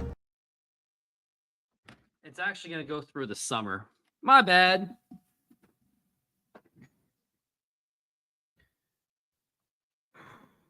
And we are back from the break as they're showing Cal Raleigh's stuff. All the home runs that he has hit it off of, mostly four-seam fastballs, cutters, and he's hit a changeup, a splitter. He's been pretty dealing. Boston might be selling as well after that Devers trade. Do they sell Alex Bregman? Who knows? So much for trying to go all in for it. Now here's JP Crawford up to the plate. Now the pitch. And that is low for a ball. Got Crawford 1 for 3.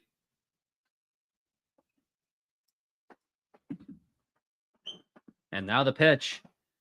And that's going to be in there for a strike.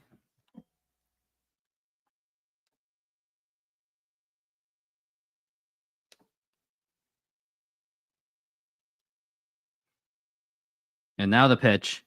Up high for a ball, 2-1.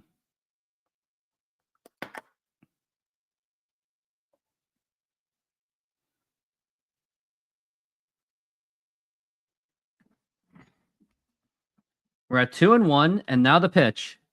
Up high for a ball, 3-1.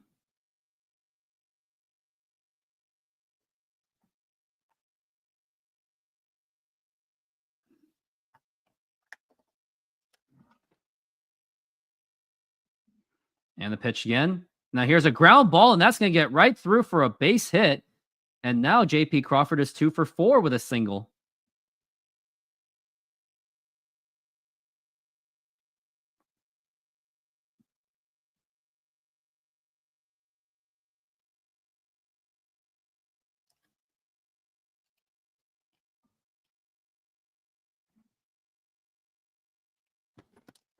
Now we got Julio Rodriguez up to the plate, who is batting 2 for 3.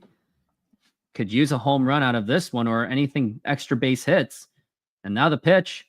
Now here's a fly ball to deep center field. That could be enough, and it is not. It's a leaping catch by Wyatt Langford. And that's going to be 1 out. It was a great hit, but of course it has to be caught by Style. And he's very happy about it. Maybe Jay Trident Podcast did jinx it. Was a leaping catch. It almost could have been a home run, but I think it would have been off the wall had he not caught it. And now here is Cal Raleigh up to the plate. And now the pitch. Now here's a liner, and that is going to get right through for a base hit, and that could score in the run. We got J.P. Crawford running, and are they waving him in? And looks like they are not. They're going to keep him at third base, and Cal Raleigh gets in there with a double. And now there is no chance for a double play unless something really stupid happens. It's a really nice hit by Cal Raleigh.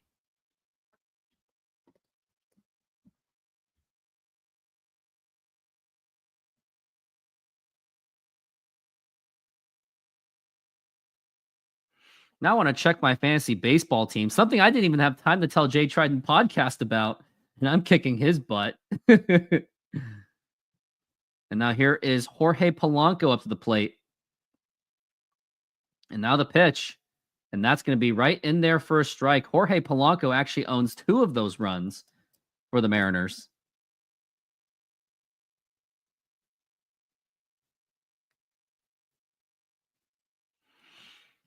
We're at 0-1 so far. And the pitch. And that's going to be up high for a ball. Yainer Diaz hit a 3-run home run if you still have him. Nope, I put in Logan Ohape is my starter. And the pitch. And now here's going to be a throw to third and not in time. Jorge Polanco is batting 1 for 3. He bats .327 with runners in scoring position, so you definitely want a guy in scoring position to give you a chance. And now we're at 2-1. And the pitch, low for a ball, 3-1, and I don't want to walk. If I'm Jorge Polanco, just try to swing away because I don't want Randy Arozarena. I don't trust a thing of him. I don't trust him. I'd rather try to get him to hit. As now we're at 3-1, the pitch, and that's going to be ball 4. Take your base, and the bases are loaded with 1 out, and with Randy Arozarena up to the plate, what can possibly go wrong? I don't know. I don't want to know.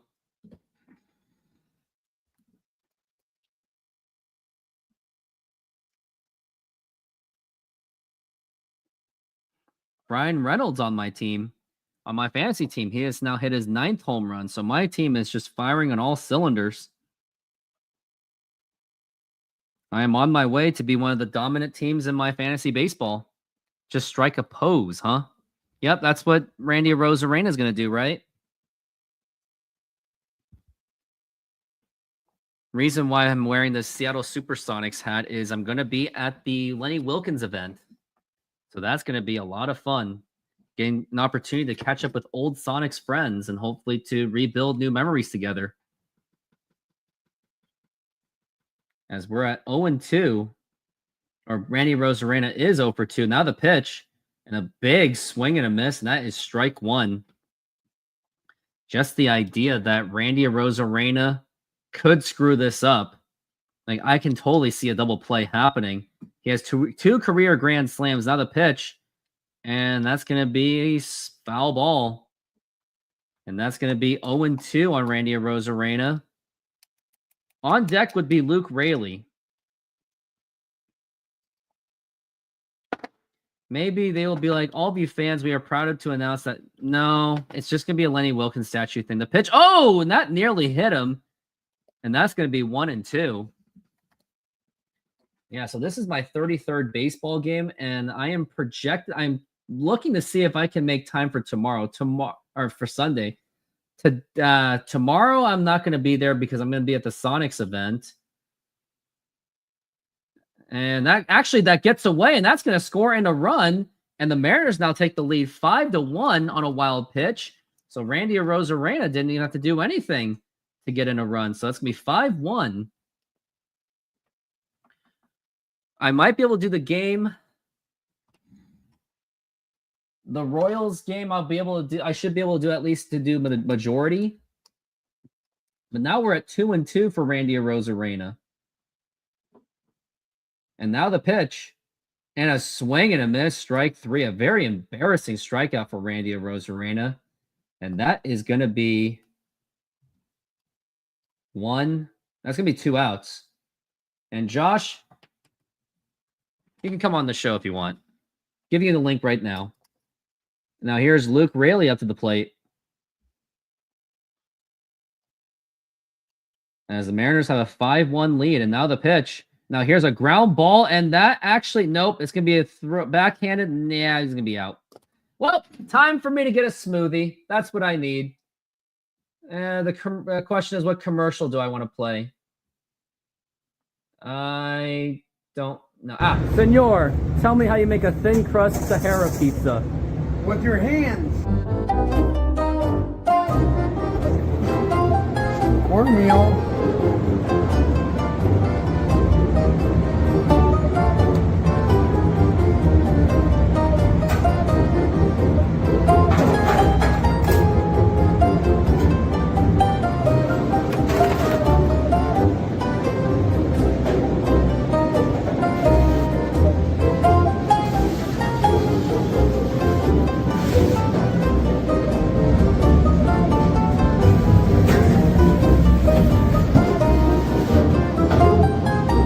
Hello, baseball fans. I'm excited to announce that we are still offering 50% off pizza and 25% off bowling Monday and Tuesdays.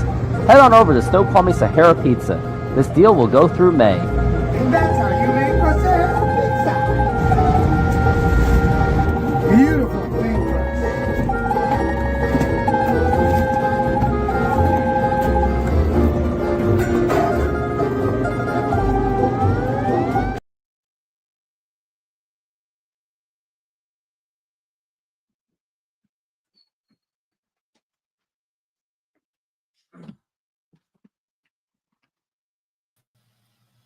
Oh, what's so funny, kid?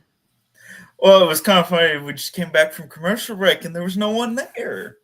Yeah, I was drinking a smoothie. Yeah.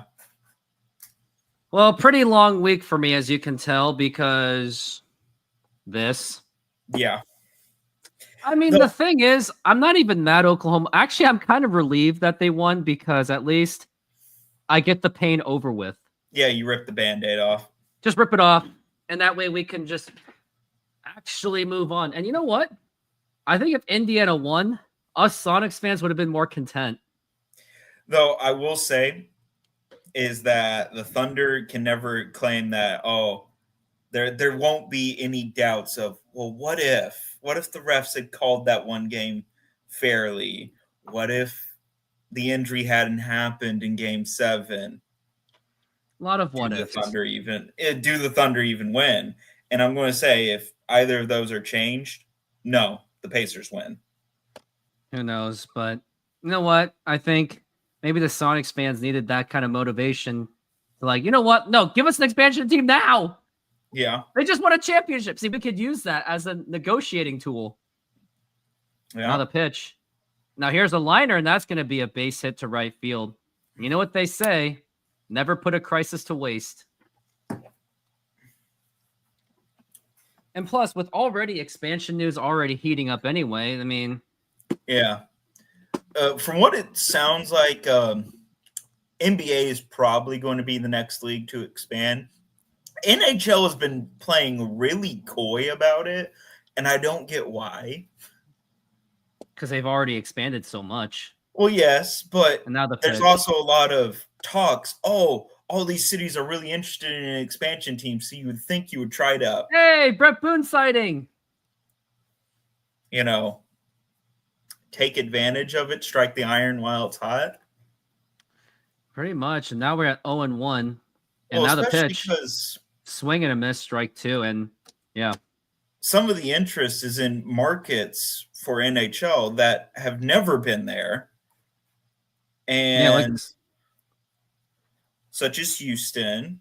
And then there's some that, honestly, while I say that Atlanta shouldn't get a third attempt at it, I see why they keep trying. I mean, it's Atlanta. It's a pretty big market. That's why. Yeah, it's a big market as well. And relatively big sports market. It's kind of a dead patch because sure, you have the Nashville Predators and you have the Florida teams there. 1-2. And that gets away. Oh, actually, that hit Sam Haggerty, and that's going to be runners on first and second with nobody out. And this is where it gets very dangerous Oh boy. And that did hit Sam Haggerty. And honestly, you would have rather have him go to first base rather than having a runner at second base with nobody out. So at least you could have forced some kind of double play, or at best maybe a triple play, which is very unlikely, but you never know. Yeah. And now the pitch, swing and a miss, and that is strike one. What else was I gonna say about Sonics things? I forgot already. Well, the Reds had a no-hitter going into the 9th inning, and they who lost coughed it up. Oh man. Yeah, it was a double, and looking at the field view, the outfielder should have caught that. Oh boy. Corey Seager's now batting 1-1, is now at 1-1, and now the pitch. Swing and a miss, and that is strike two. Oh, so I have a prediction that the 3 no votes, we already know one of them. It's going to be James Dolan, New York Knicks. Clay Bennett, Oklahoma City, because he's already had a beef with Seattle, and he knows the politics there. So he's like, well, you don't want to go back to a market that kicked you out, basically. And then number 3, Sacramento. You Seattle fools try to take our team. Take that no vote, punk. I could see a 4th no vote. Who's number 4? The Trailblazers. No, they're usually supportive. They want They the rivalry. usually, but I could see the owner being a jerk about it. Jody Allen still owns the team, and she's owner of the Seahawks. Yeah, you probably not, but you know, wouldn't be surprised. sports owners can sometimes pull a fast one. And most of them do vote in petty ways. The pitch, nope, no pitch. Well, think about the Giants and the Athletics. The Athletics had their helped the beef. Giants out, and the Giants then slapped the Athletics down. They betrayed them. Now we're at 3-2. And now the pitch. And that is strike 3 called, and that is going to be 1 out, and Corey Seager strikes out. Now, I don't know like what kind of pull those owners do have.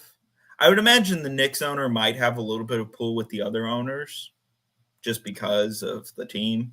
But why listen to a guy that literally I will say Jerry Jones is a very good example of an owner that literally, if he wants something to happen, it will happen. Well, also, he is New York Knicks, but this is the same guy that chased away Patrick Ewing, Jeff Van Gundy out of town, allowed a crazy scandal to happen under his watch between Isaiah Thomas and an employee. How about Jerome James, $30 million for 5 years to do nothing? How about you know what he sounds like? Just more and more, he sounds like Jerry Jones. And how about the disastrous time with Stephon Marbury? How about 2 first-round picks for Eddie Curry? He allowed that to happen under his watch. He signed off on that. Yeah. But because, like, for a good example, Jerry Jones had a big role in the reason why we had the 2 LA teams, why the Raiders went to Vegas. Oh, here's a fly ball to left field, and that is off the wall, and that is going to score in the run. And the throw to and it's going to be a double. I thought that was going to be a home run. I thought Simeon had that one. It was very close, and that was going to be like a 1-run ball game. Yeah. But and now Logan Gilbert really is struggling. San Antonio, to this day, even though they had a stadium back in the day that was NFL caliber, they have never had any NFL interest, is because of Jerry Jones. Now we got Adolis Garcia, who's 0 for 2, though, but he still can be dangerous in this situation. One good swing of the bat, and this ball game is tied. Yeah. And now the pitch, and that is a strike. And I would think after this inning, I think that he's going to get pulled because it looks like Texas has finally figured him out. Yeah. They're going to have to. I don't like the line that usually happens when Mariners pitchers go bad. But yeah, I mean, I'm all about pitching as much as you can, but if you're not wheeling and dealing right now, then yeah, really there's a point where you do you do have to have a feeling for it, and if the pitcher doesn't look like he's on anymore. No, he's off now. Inside that nearly hit him, and that is going to be 1-1. Now, I will say on that inside there, let me see. Yeah, the thing is that actually on a lot of the scouting reports for Garcia is that he doesn't handle pitches that are up and in. So Now, here's a actually seeing liner, a pitch like and that that is a foul ball barely, and that's going to be 1-2. is not unexpected, which then just makes the fact that he like blew a gasket at Brian Abreu during the 2023 ALCS just completely confusing, because that's how pitchers like pitch to him.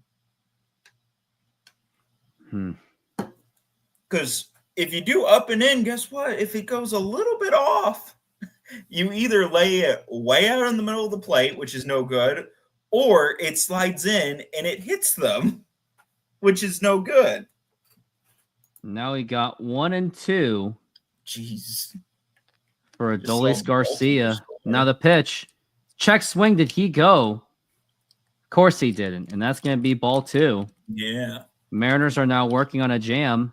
And now we're at 83 pitches. And if it goes to 90, then you know that the bullpen's coming out. Yeah, the bullpen will be warming up anytime now, if they aren't already. Adolis Garcia does have a lot of out of zone swings, so maybe try to pitch outside a little bit or inside. Yeah. And now the pitch. And that's going to be a ground ball, and that's going to get right through for a base hit. 2 runs are going to score easily, and now the game is at 5-4. Ooh, well, luckily he didn't hit a home run. But now this is a brand new ball game. Yeah. And I wonder if it is time. It may be time to get. Well, actually, I don't know if you give up on him right now because you still have a double play in play. But it's just I that wouldn't punt on him just yet, because he can still pull it back. But now the Mariners are going to have to step up on the offensive end, and they should have been scoring a lot more runs than this. Oh, and yep, that is it. Dan Wilson's coming out, and he has seen enough. Well, And, I'll yep, be he able has to tell made that you call. who they're going to put in, because usually MLB.com updates a little bit quicker than the TV broadcast. Let's see who it is. If it's the left, it's gonna be Carlos Vargas. Yep. Yeah, we're kind of screwed. You know what? Let's show some Sonics highlights to be distracted by this. And this is when Key Arena becomes such a difficult place to play. The jump step blocked by Ewan. Barrios behind the back, Payton for Desmond Mason. Attend Climate Pledge Arena on Saturday, June 28th at 12 p.m. to witness the unveiling of the great Lenny Wilkens. 5, 4, 3, 2, 1. Let the celebration begin in Seattle. It is over. The Seattle Supersonics have won the NBA World Championship Series. Too bad I it didn't would be exist. cool if they're all like, "Oh yeah, we got you all here for the statue unveiling, but we got one more thing." Ain't gonna happen. It won't, but imagine if they were able to pull that off. The city That would would- riot. Well, the thing is, the fact that if they were able to pull that off with no one knowing, like there'd just been talks, not anything official yet. If they had pulled that off, oh my gosh. I'm actually hoping to go to Vegas because that's when where the meetings are gonna be. So as soon as I can find a date for that, I really want to go. See if I can go with some friends and Sonics fans and like rally together. I'm just going to say it. Vegas is helping Seattle's case here. Yeah, pretty fitting that they'll do it in Vegas. Well, because they want a team in Vegas. So, And then why not throw in Seattle? And Seattle does have the stadium. They have a possible owner already. yeah, they basically have the best case scenario right now. Because sure, the NHL has done one team expansions, but I don't even think they wanted to do one team expansions. It just happened to go that way. It has happened when when the expansion to Canada caused there to be an imbalance, and then Charlotte just happened to fix that.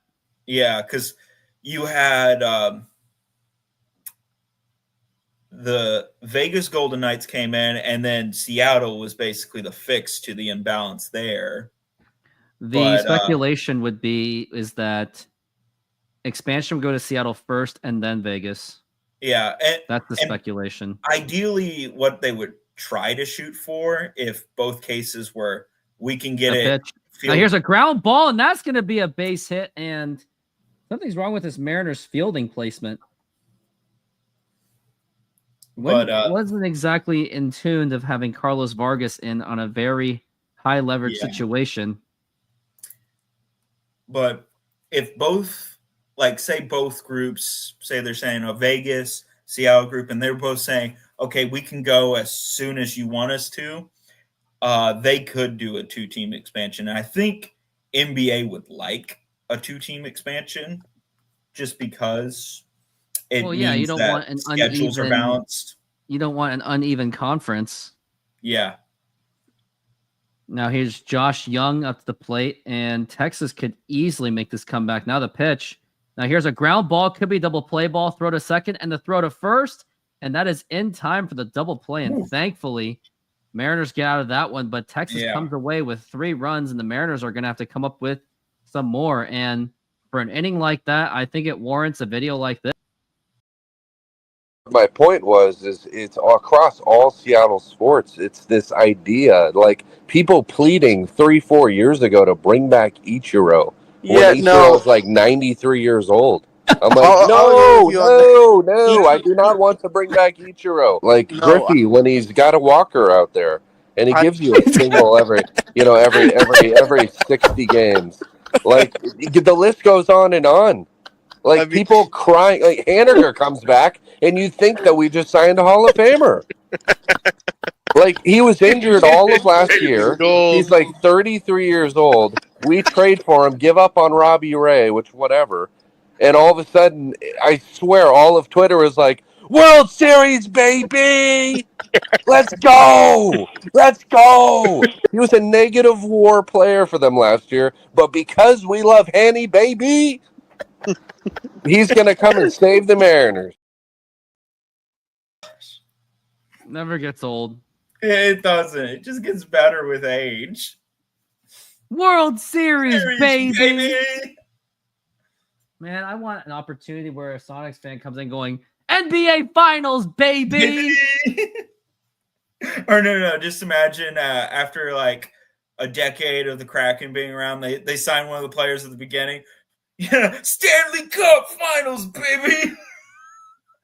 When Seahawks signed Sam Darnold, Super Bowl, baby!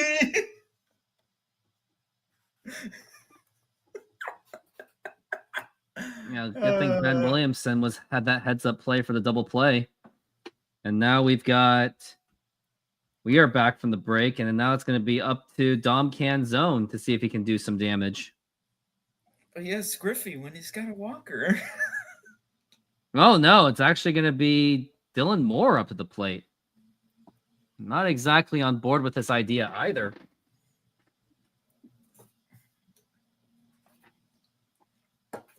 Now here's the pitch, and that is going to be outside for a ball because they brought in the lefty. So that way, Dylan Moore is brought in as a righty. I guess Canzone doesn't do well against the lefty hitters, and now the pitch, and that is going to be a strike. They don't want to, you got to love these guys moment.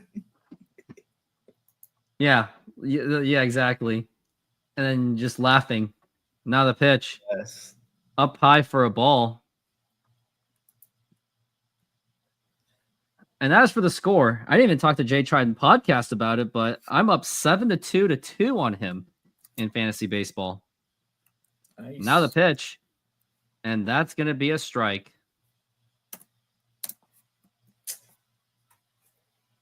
Peanut Butter, Ellie time the other team, 9-2. And top seeded, cannot be stopped. Now the 2-2 pitch. And that's going to be strike 3 called. And so much for the matchup idea. And now that's going to be 1 out. Oh, but the And- matchups, you gotta love the matchups. Remember in Moneyball, I don't care about lefty righties. I do. Even though the whole thing about Art Howell, the way the movie vilified him was actually a disservice, unfortunately. They were Yeah. Art Howell was actually very much in with the whole idea. It's just that Art Howell just wanted a new contract.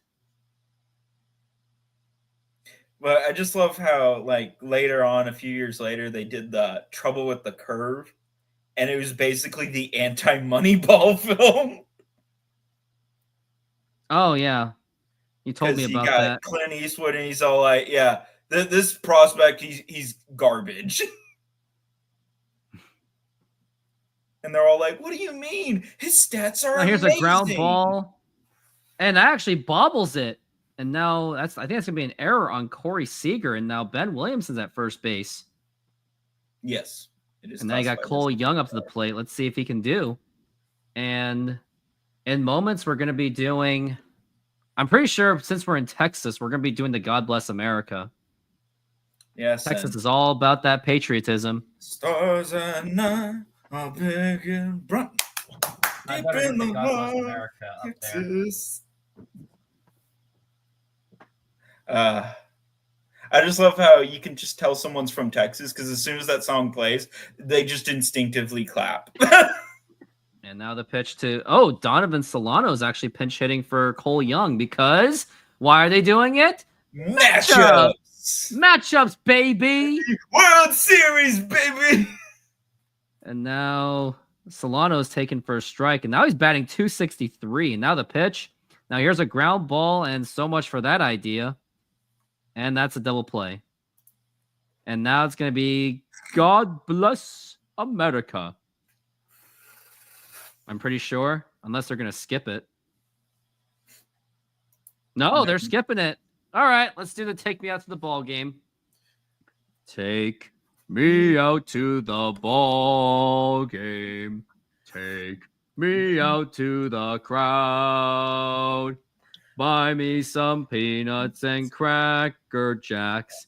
I don't care if I ever get back, so let's root for the Mariners. If they don't win, it's a shame. It would be a shame because they had a 5-run lead and they're probably going to blow it.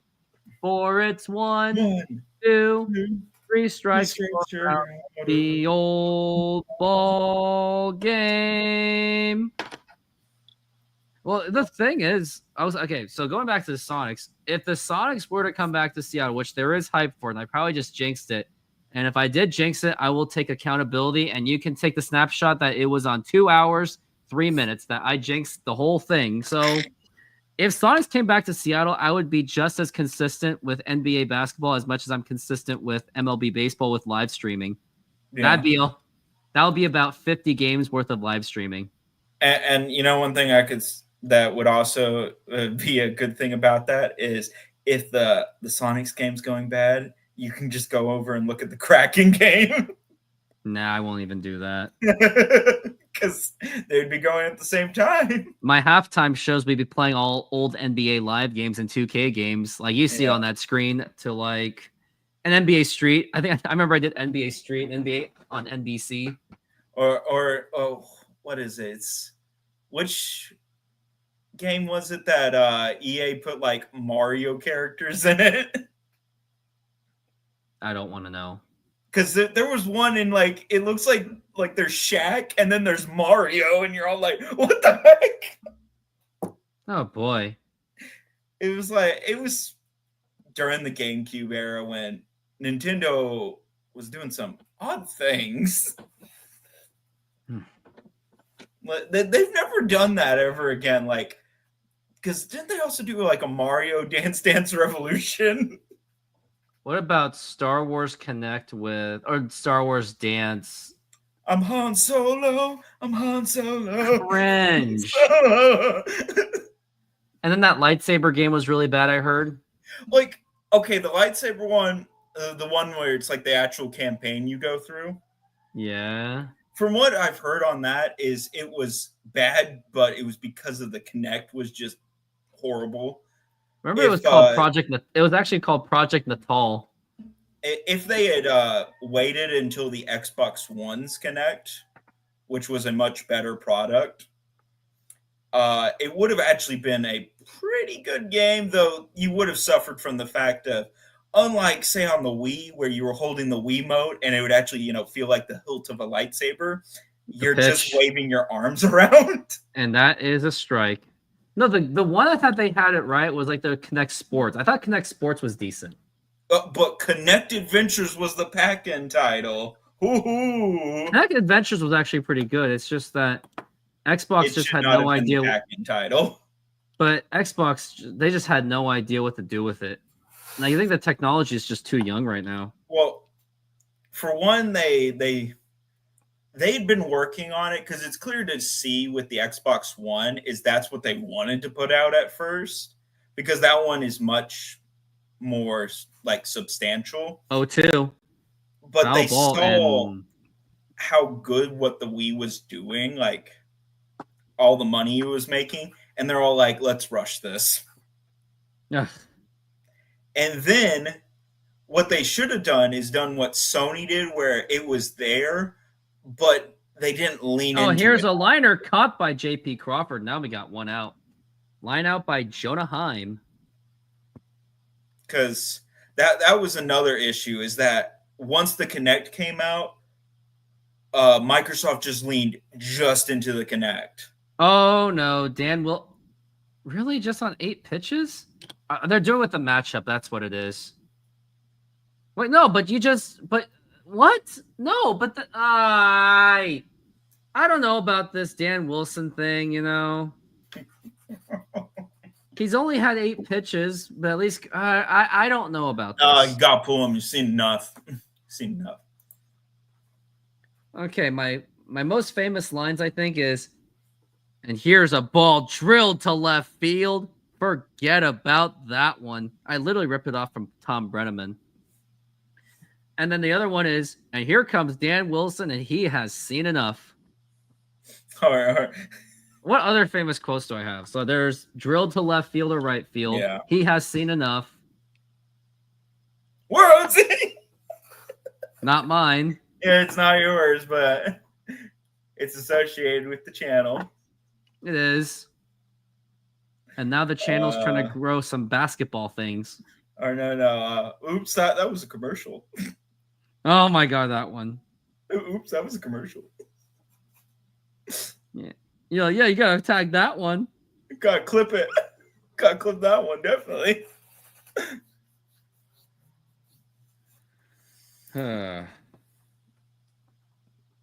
If anyone cares, Seattle Storm are up against Connecticut Sun 6-5 in the first quarter. And I'm going to say this about the WNBA is, if it wasn't for the Houston Comets, the WNBA wouldn't be around anymore. They would have died out. You don't think Lisa Leslie and Lauren Jackson, Sue Bird would have been enough? You think? No, because you think it was just all Tina Thompson? Well, no. It was not just that. It was the fact that you had a super team right out the gate to show people, yeah, if we got a good product here, this is what it can look like. Because that was one of the few teams that could actually dunk. So people were watching it. Nobody dunked until Lisa Leslie. But they were the ones that actually had dunking experience, even though they never really successfully did it. But they actually, beforehand, some of them had dunked before. So they were an exciting team to watch. And you can kind of see the viewership after their team fell apart. The viewership throughout the entire WNBA just has done this ever since, with occasionally going up and down, but it's been gradually just going down ever since. Now, this is with Caitlin Clark, and then when she gets hurt. Well, yeah, and those are some of the bumps right there. But compared to what it was like in those first few years during the Comets runs, the viewership has never gone back to those heights, and it probably never will, because the Comets were a happy accident. Do you know who's the funniest player in the league right now? This is the funniest player. Angel Reese, I think, is the funniest player in the league. Me bound. But like the WNBA multiple times has said if they had 0-2. known like That's gonna be about up some of high, the 1-2. talent that the Houston Comets were basically given to them by the WNBA, they would have done it differently because it made them into a super team. But I think if they had gone in with that knowledge that these 1-2 to Duran. that is they're gonna going to be low be for a great, ball. and we're not going to give them the number 1 pick as well, just to avoid that super team. Ezekiel Duran's the guy. You would have never had. You wouldn't have had that interest, like that instant interest to hook people in. 2-2. Like, look at this team. And a foul ball. Actually, I think I know why they brought out Gabe Spire rather than Carlos Vargas, because I think he's just trying to warm himself up for the ninth batter to get ready for the top hitters. That's what it was. They don't want Makes Carlos sense, Vargas makes dealing sense. with it. Now I get it now. Gotta watch the games, right? Yeah. The 2-2. And that's gonna be a foul ball. But I'm trying to remember what season it was, but one of the seasons that the Comets won it all, I think they lost, including the postseason, they lost 4 games that entire season. Yeah, let's find out. Yeah, it was I think it was they only lost 3 games the entire regular season, and they lost 1 playoff game. Now we're at 2-2, and the pitch, swing and a miss, strike 3, and that's going to be 2 outs. Houston Comet in 1998 was 27-3. Yeah, you're never going to get a team like that ever again. And just to think that Tina Thompson was with that team the entire time and when they folded. Yeah, and it's just kind of when you look at the viewership numbers, you can kind of see when the team fell apart is when the viewership started dropping off because until Brittany Griner got in the league. Yeah. And Brianna Stewart. And that's been some of the more recent blips. But the issue is they've never been able to consistently hold it. Yeah, right now the league clearly is living and dying by Caitlin Clark. And they hate her for it, which I'm just all like, why? She is literally the person keeping the lights on. Keeping the lights on. And then you got Angel Reese with her comedy at least. But it's honestly, not going to help the whole. It's not going to carry the whole league. Yeah. Now the 0-2. Probably what would have happened is the WNBA say the Houston Comets do not turn into the super team. They exist maybe until the early 2000s, but it's clear that just not putting out the product that people want to see, and so that's going to be a foul ball. The league folds. And then maybe in the 2010s, you have another attempt at it because they had attempted a women's league several times beforehand. It's just this one hit right because it was right moment because of the Olympics, but also now here's a liner, and that's going to be a fair ball into the corner, and that's going to get Smith into second base. I think it was also because of the Olympics, but also because you had the super team immediately there. And so people could all say, hey, look at them. That team is great. Watch this. This is great product. And they've never been able to get that where it's a team that's a great product, not just a player. Mm-hmm. And everyone then clowns on the WNBA. They're all like, yeah, this is some of their best teams, and they suck. Yeah. Well, I'm also going to say this. One thing that would actually really help them, even though it's blasphemy to WNBA players to suggest this, is to lower the hoop. Oh, bold statement. And that was supposed to be. That was the center of debate until Caitlin Clark happened. Now the pitch. And I'm just going to say it's when Clark retires, it's probably going to come back because that is the solution that's staring them in the face. And it would actually help because, for one, you would make more baskets, and 2, you would dunk. And people love dunks. Yeah, they do. Like, literally, that Shaq built his entire career on dunking. He did. Same with If Dominic Shaq couldn't Wilkins. dunk, would Shaq even be Shaq? He would And the just pitch. be And a that player is that a foul ball. he existed for a few seasons. But literally, because of the dunks and everything he was able to do, that's what made him Shaq. That's why he's so well known. He's also the reason why the hoop has been upgraded a few times. And now we're at 1-2 to Haggerty, the pitch. Now here's a ground ball, and that's going to get right through for a base hit. And looks like this game is going to be tied on a single by the former Mariner, Sam Haggerty. And now it's 5-5. Oh, my goodness. Jay Trident, come back! I'm not going to bother him about it. Yeah. Oh, boy. To Sam freaking Haggerty. And now it looks like I will be delaying my moving duties, I guess, because this house is being moved out of.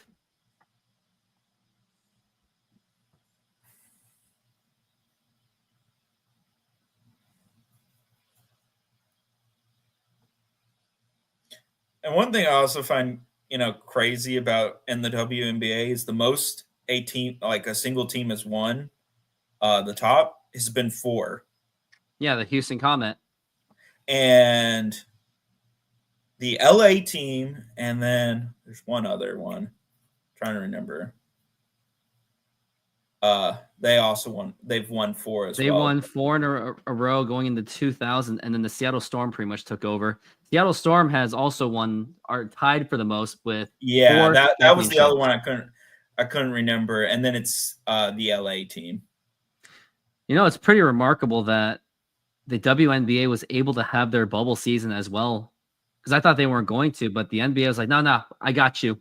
And yet, Well, honestly, the NBA has been bailing them out, and we'll see how they can. The NBA never gets enough appreciation. There are fans out there that say, "Oh, they have to subsidize more."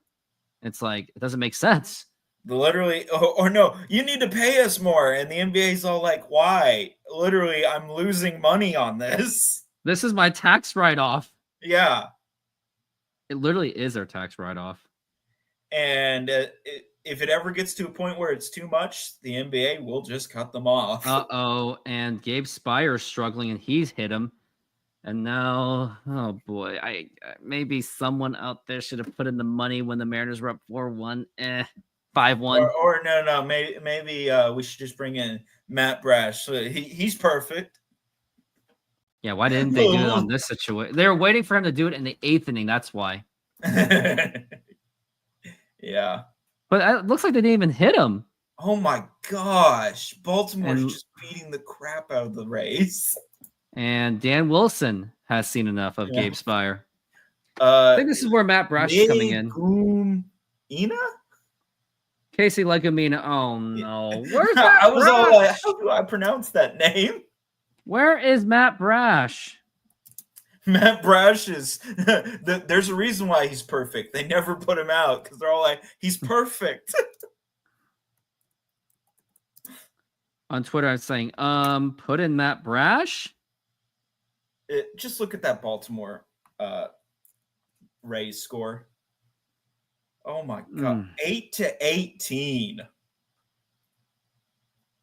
And it's not even in the minor league stadium. That's atrocious. Who's atrocious? That the Rays right now and that playing Baltimore of all teams. Rays are homeless and they're still contending. Yeah, but did you see the score I just put up? 18-8. Oh my gosh. I'll tell you what's, oh my gosh, the Mariners are blowing a 5-1 lead. Well, yeah, that is. It's like I want this game to be over so I can help move. No, you don't get that. Nope.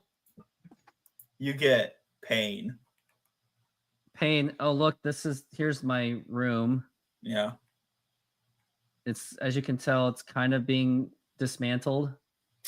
Yep. Oh, look at that closet. That closet was full. Now it's like, eh. Yeah.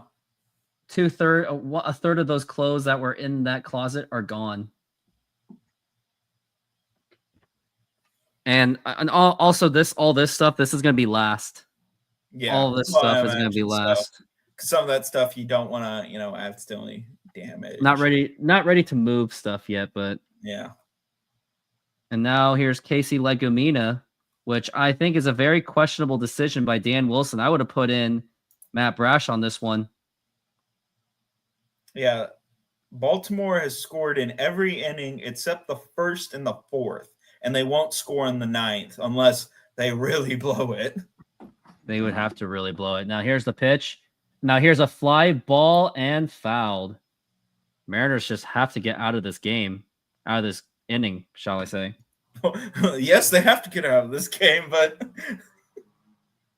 with a win would be optimal. Very much.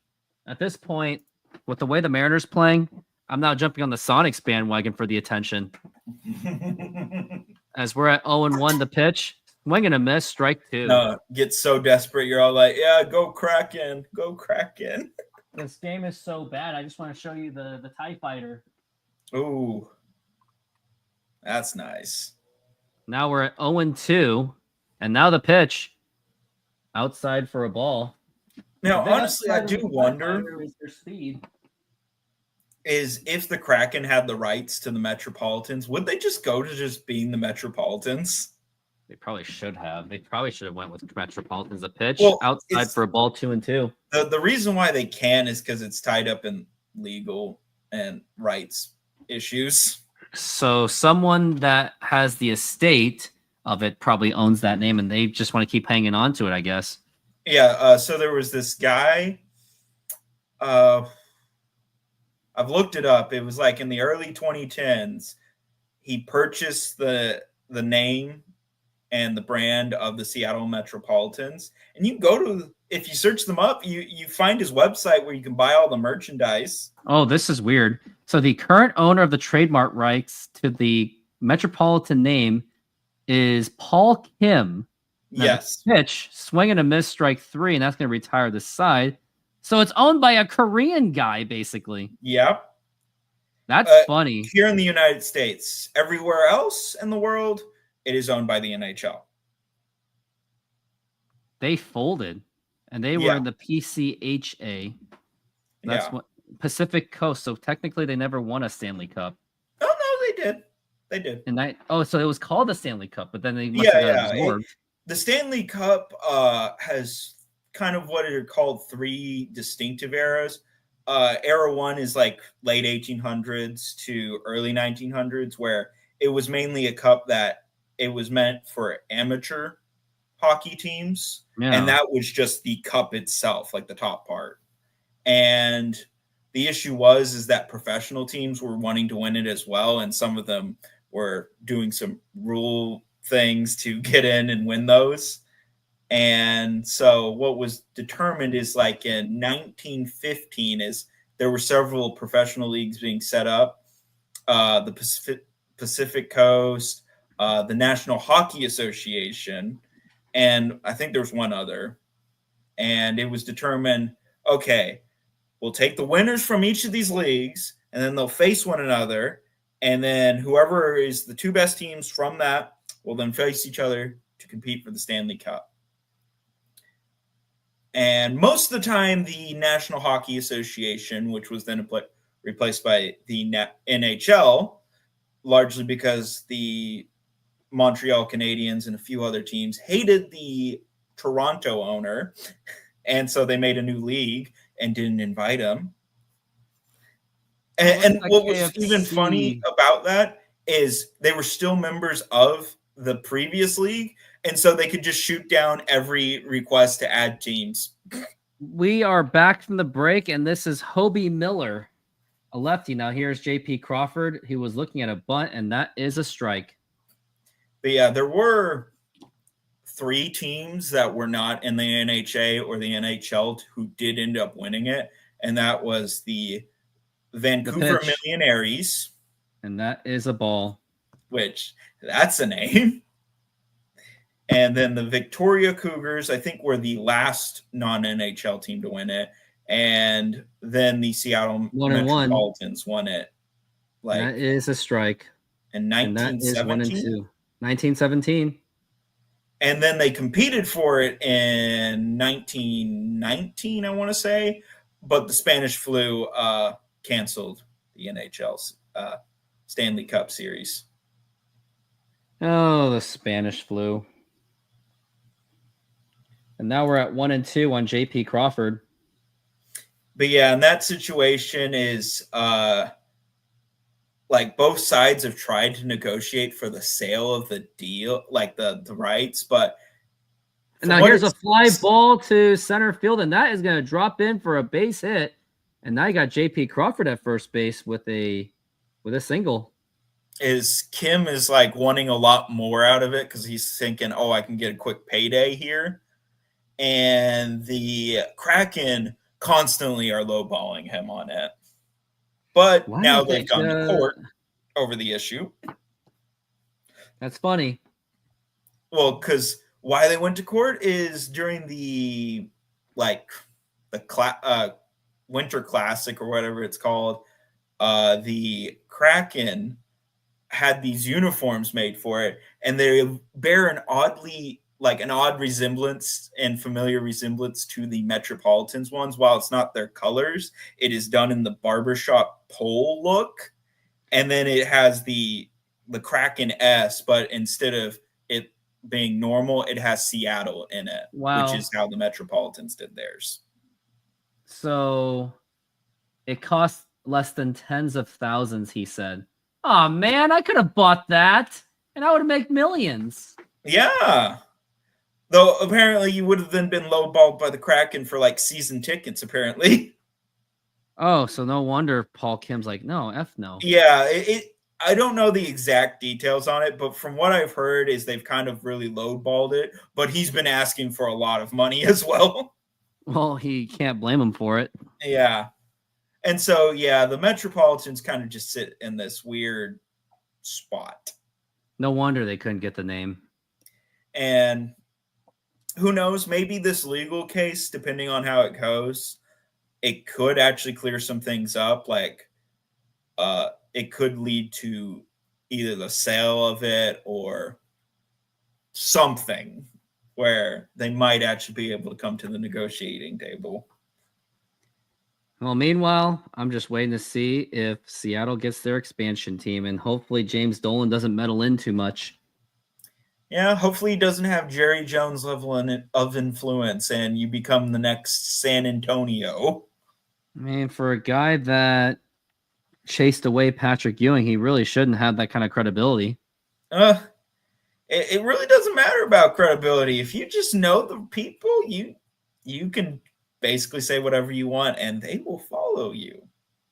I'm looking up, why did Jeff Van Gundy leave the Knicks?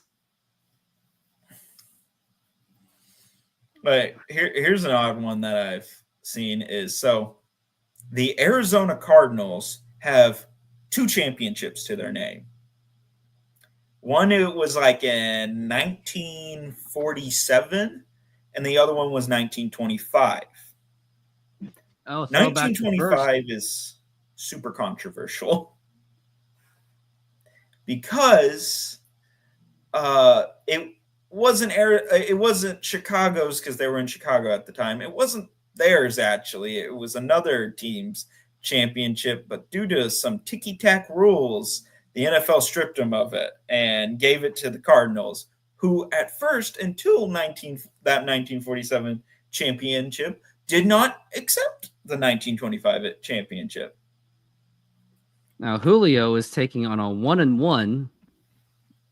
He has scored twice. He has an RBI. Got to do something big. And now the pitch. Now here's a ground ball foul.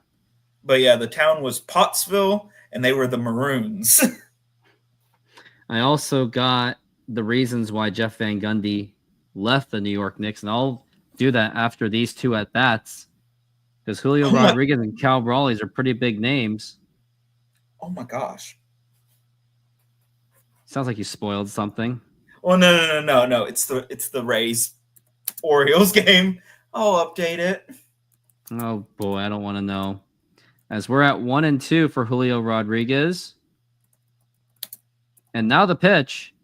And now here's a ground ball, and that's going to get right through for a base hit. And J.P. Crawford will get to second base because that ball just went too fast to the right fielder. And now Julio is actually 3 of 5. Not bad. Maybe he keeps responding to my videos like, no, he still hasn't played better. Maybe he's played worse since my video, so maybe I hurt his feelings. Oh. How dare I? Oh, now here's no. Cal Raleigh, and the question Those is, are they going to feelings. intentionally walk him again? That's the big question. I would. I would have too. Cal Raleigh also leads the league in RBIs this season, and so does just ahead of Eugenio Suarez. Imagine if the Mariners had that. The pitch. Now here's a fly ball to center field, and that's going to be caught by Wyatt Langford. Tagging his second is J.P. Crawford, and now we got a runner in scoring position with 1 out, and Jorge Polanco's up to the plate. Well, one thing I will say that will probably be good from Cal having this season is he will deny Aaron Judge of having a chance to get the Triple Crown, most likely. Possibly. Because it's batting average, RBIs, and home runs you got to lead in. Yeah. And if Cal keeps this up, he will at least keep Judge out of either the RBIs or the home runs. That would kind of be such a Mariner thing to do. Don't make the playoffs, but you spoiled Aaron Judge's moment. Yeah. Well, it's been kind of hilarious because for a few years now, Judge has gotten close to a Triple Crown. The And then pitch. it's like Go for a one ball. thing happens and it just causes him not to get it. Like the last time that he got really close to it, he was like, I want to say it was like a guy on the Twins that had a 0.1 like better batting average than Judge. The 1-0, and that's going to be a foul ball. Man, I'm just waiting for the whole Jeff Van Gundy reason he left the Knicks. But like the thing is, when it comes to Triple Crowns, pitching Triple Crowns are way easier than batting Triple Crowns. I can see that. Well, because pitching, the only one that's out of your control The is pitch. wins. Now here's a ground ball, double play ball, throw to second, and the throw to first, and that is in time for the double play. I guess they really, really wanted me to read the Jeff Van Gundy thing. Oh Well, my here God. it is. Final 8-22. Jeff Van Gundy unexpectedly resigned from his position as the New York Knicks head coach in December 2001, citing a loss of focus and a desire to spend more time with his family, which I don't really buy that much at all. He felt that he had lost focus and his decision was influenced by personal factors, including the death of his college teammate who died in the 9/11 attacks. He also felt that the team had lost some of its core players through trades and retirements, which contributed to a sense of frustration. Yes, that one I can see. While he acknowledged his frustrations with the team, Van Gundy later admitted that his decision to leave was an overreaction and regretted leaving the position, especially since he had the support of owner James Dolan and the resources to succeed, which I don't buy that at all. So it was a lot But an of overreaction to what? he felt that he shouldn't. Well, he later admitted that he regretted quitting the New York job. But just what was he overreacting to? He felt frustrated that he was tired of all the changes that the team was making, like when they traded away Patrick Ewing the year before. Or one that you could say is, not taking a chance on Linsanity, because Linsanity was another decade later. But still, that was another thing that honestly the Knicks should have just kept him there because But he Melo showed chased him that out. he was very much Melo worth chased it. him out. Yeah, and I never got why that no one wanted him in because he was a very talented player. J.P. Crawford basketball jersey night. Isn't that nice? I just guess that he wasn't what they thought as the mold of a basketball player, so we don't like him. And we're back from the break. And here's Adolis Garcia. And that is going to be a strike. We're at 0-1. Yes. Atlanta I'm just looking got at that absolutely game. destroyed by Philadelphia. 11-0. Yeah, and it's only actually, wait, The that's not pitch. final. That's only the third inning. Oh, it's 11-0 in the third. No, it's not. It's games that yeah, over by yeah, now. it is. Oh wow, you're right. Top They of the started third. late. The yeah, pitch Yeah, my bad. That seems like a final score. does. And of course, Houston won. What's new? Oh, Now we're at 2-1 for Garcia. Now the pitch. And that is a strike, and that is 2-2. because I hadn't seen that Houston one because I have it up on my game day right now. We're in the ninth. The 2-2. Outside for a ball. Houston's creeping up on Detroit and LA.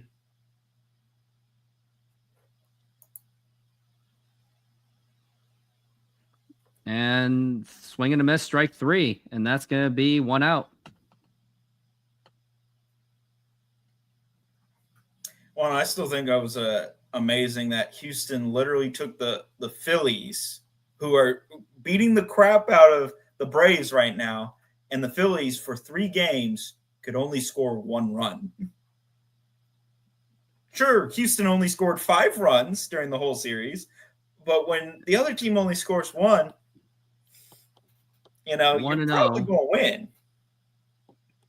We're at 1-0 for Evan Carter. And now the pitch. And that is a strike, 1-1. This game has been feeling sluggish. Oh my God. Are the Brewers going to literally let the Rockies come back and beat them? Very likely the pitch. And now here is played a 'Cause the second. Rockies got to keep ahead of the Mariners in wins for this month. Yep. Hey, do you want to play? Oh, let's play a game. Let's play Immaculate Grid. Okay. Can't do a Google grid. No Google gridding. And I'll let you I will go say first. my guesses on that one were actually good before I used Google. Now, how it works is you only have commercial break to do it. Once commercial break is over, it's over. Okay. I'll probably do really terrible because Here's I'm Josh an Young, Astros player. I don't typically guess them immediately. and that's going to be a foul ball. We're at strike 1. Strike 2. Milwaukee, yeah, if they do squander that. What I can totally see is Mariners are going to lose that series, and then they'll take 2 out of 3 from the Dodgers, but it'll be like too late, too little, too late kind of thing. Yeah, it'll be like the Dodgers just resting their players or something like that. Yeah. Now we're at 0-2 for Casey Legumina. Now the pitch, and that's going to be a ball, 95-mile-an-hour fastball. Well, the Astros game isn't over yet. We actually had to put in Josh Hader. 1-2. And a swing and a miss, strike 3, and that's going to retire the side. And now the time to play the Immaculate Grid. Oh. Okay. Make it fast. Let's see. Okay. Yankees outfield. We'll go Babe Ruth. Yankees outfield, Babe Ruth. George Herman Ruth. 1%. Wow. Wow. We'll go Yankees 200 hit season. Let's guess Lou Gehrig.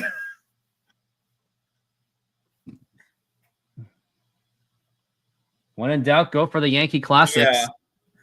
Okay. Giants outfield, Barry Bonds.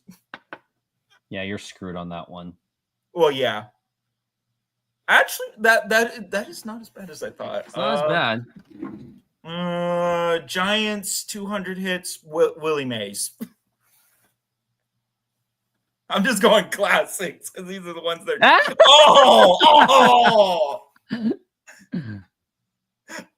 Oh, that just screwed me. Oh, okay. Twins 200 hit season.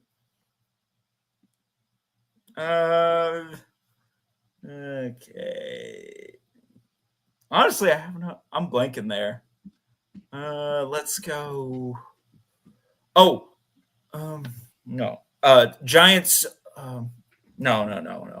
That's why was I thinking that? That's not it. If it was switched around, I could have picked a player there. But okay, played a outfield. We'll go Byron Buxton for Twins outfield. And the game is over. Oh, that Willie Mays really hurt me. 500. We got Josh, Joe. Oh. 514. But you were off to a good start. Yeah, it was Willie Mays that really hurt me there. And now the pitch to Randy Arozarena, and that's a strike. Of course, he doesn't swing at the good ones. He'll swing at the bad ones. That's how it works. Struck a pose. World Series, baby. Yeah. Now here's Arozarena, the pitch. Inside for a ball.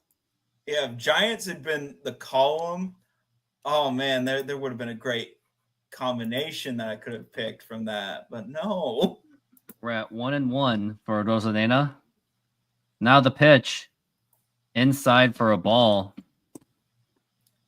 Oh. Another reason I'm looking forward to do NBA coverage. As long as the expansion news doesn't die, I want to do Immaculate Grids with friends. You think I'd beat I'm going to say it. You're going to win. I just looked at 8-12. You're going to win.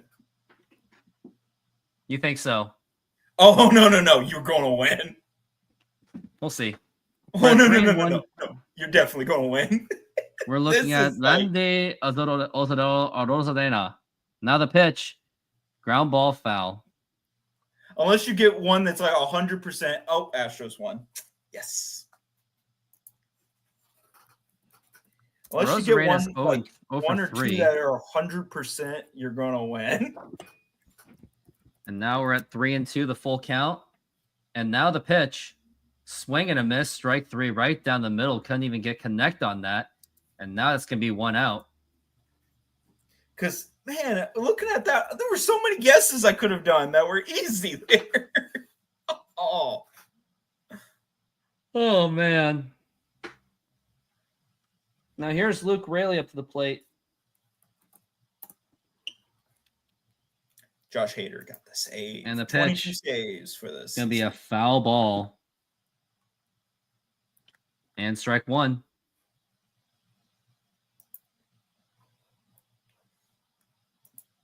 But, what are the chances of that? Remember good old days when baseball dugouts used to be 100% exposed? Yeah. That was a thing. We're at 0-1. There's a reason why they're no longer. Yeah, for safety. Well, yeah, you have events like, 10 Cent Beer Check Night. Swing. Yeah, he went. Which, they also learned that to get a crowd to calm down, you probably should not just play Take Me Out to the Bowl Game. 0-2. Now here's a ground ball and diving stop and the throw to first in time. And now we've got 2 outs already. And now next up to the plate, it's going to be Dylan Moore. Great. Dylan Moore's up. We're screwed. So we're going to see a walk-off? Yep. Walk-offs happening. Well, let's see who's up to bat for so Josh Young. Okay, it would be Jonah Heim, Duran, and then Smith. And here's Dylan Moore up to the plate and the pitch. And that is going to be a strike.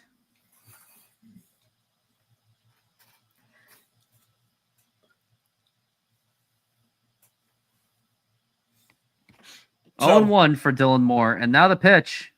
Swing and a miss right down the middle, strike 2. So out of the two Globe Life baseball parks, which one do you think was better? What are you talking about?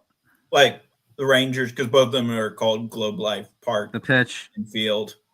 Who Which else is one was called better? Globe Life? So we got Rangers Globe Life, and who's the other Globe Life? So the Rangers their last two stadiums have been called Globe Life. It's just one was called Park and the other one's called Field.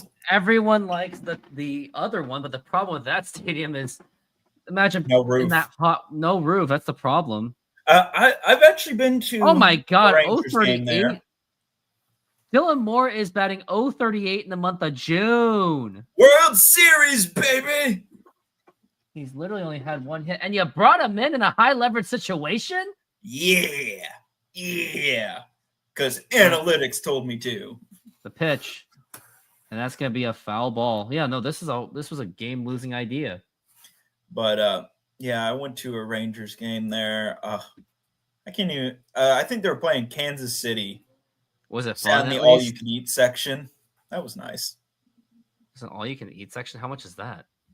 Well, I don't know if it's in the new one. That was the old one too. Now here's a fly ball to left field and gonna be caught.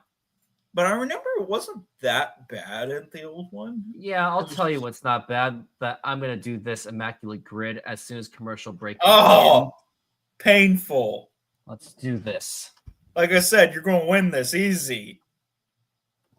Alex Rodriguez. Oh, that Ichiro. Mike Piazza. Mike Piazza didn't get a 6+ WAR season? I know one Ripken. for this. Cal Ripken never got an MVP? Well, he Or, definitely did on this or one. pitched. Could be. He pitched before. This shit's rigged, man. Oh my God. You're probably still going to win, but. Yeah, I'm screwed. Oh, Gary Sheffield. I was going to pick Justin Verlander there, and everyone would probably pick that one.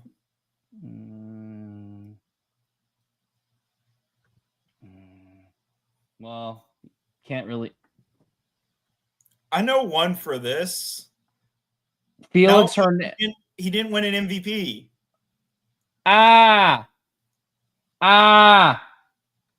I'll give you one if you want. No, I got one. Okay. I was going to say Albert Pujols. You still won, but Barely. I shouldn't have won. let's see what Albert Pujols was on the one I was thinking. MVP and pitched. But I can't. Well, you can. And Yeah, now we are I back have from it the pulled break. up. Oh, they finally put in Matt Brash when they actually should have before. Oh, you want to know? Oh, look, they just 7%. jinxed it. They just jinxed it. Oh, hello. Hello, I'm not here. Hello. I'm not here. But yeah, 7% for Albert Pujols. Yeah, Well, because I'm all like, I knew he won an MVP, and I remember he pitched again. Willie Mays was what killed you. Willie Mays killed you. Yeah, well, if I hadn't picked Willie Mays, would have won that in a landslide.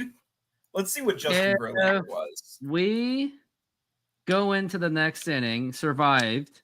We will do another 7%. game.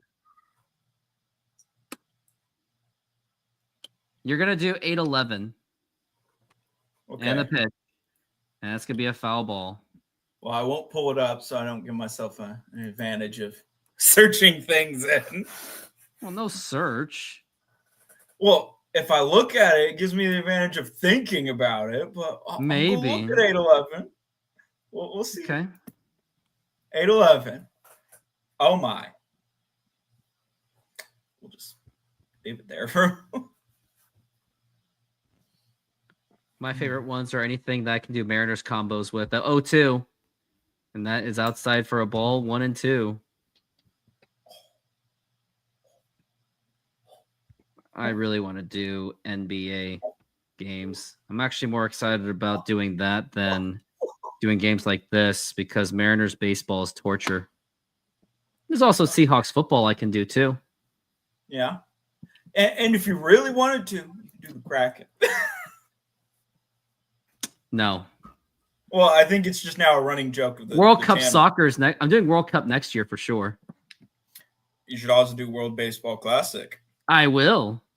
The 2-2. Now here's a ground ball. Oh, it gets in there for a base hit, and it literally just knocked. It really bounced off of J.P. Crawford, and now we've got runner on first base. Pretty bad fielding going on. First, it went right through Matt Brash, and then it actually bounced off the base of second base. You live near a train. Well, yes. There's a lot of trains that come through here. And now we got Duran up to the plate.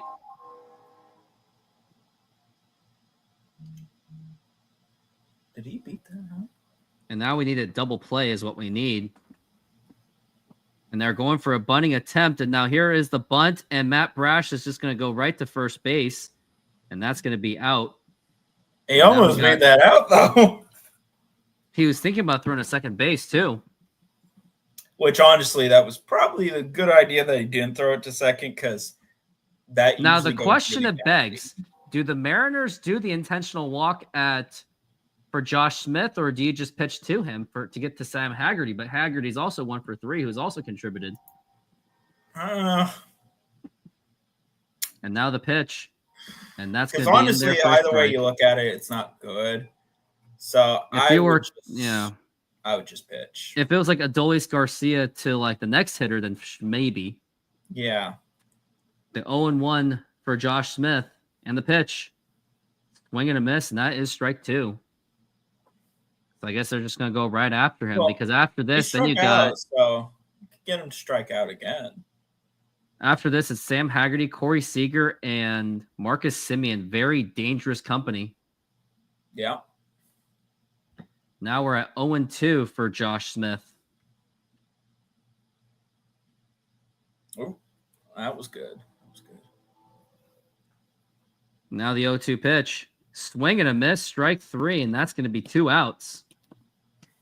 And now it's going to be the former Mariner, Sam Haggerty, who has actually burned the Mariners. Going to get revenge on his team? He already has, but he could do it again. He could really get the revenge. You know what was my biggest highlight of yesterday during the move? I was setting up my GameCube in my bedroom. GameCube. I miss my GameCube. I still have it. It's just not with me. The pitch. So one game I will say that pisses me off that I own is Fire Emblem Path of Radiance, because the store that sold it to me just checked to see if the menu booted up, and that's all.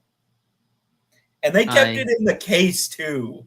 Like 1-0. in the and that almost hit him, and that's going to be a 2-0 for Sam Haggerty.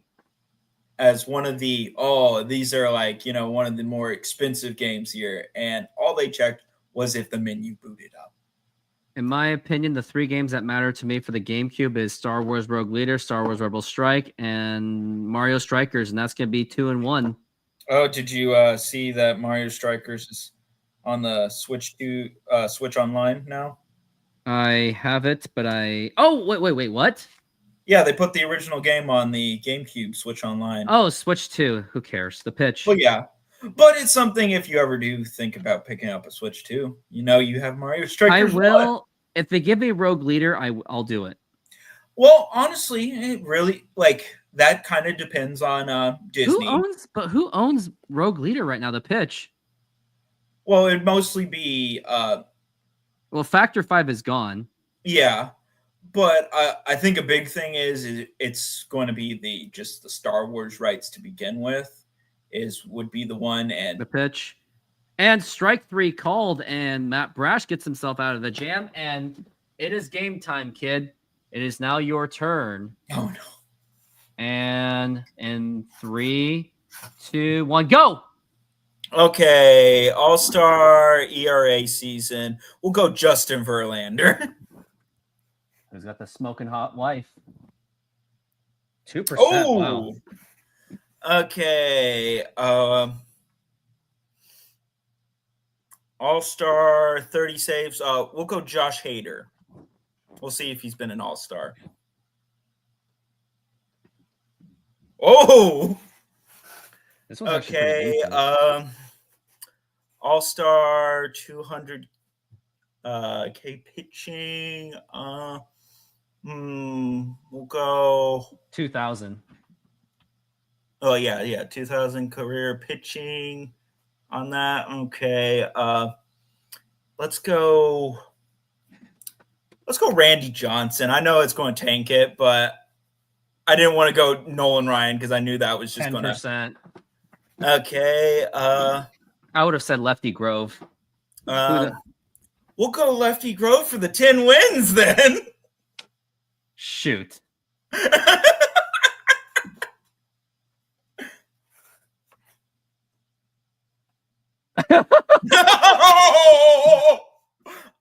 Let's guess. And I gave you that one.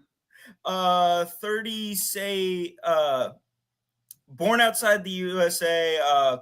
Not ERA. We'll go Pedro Martinez.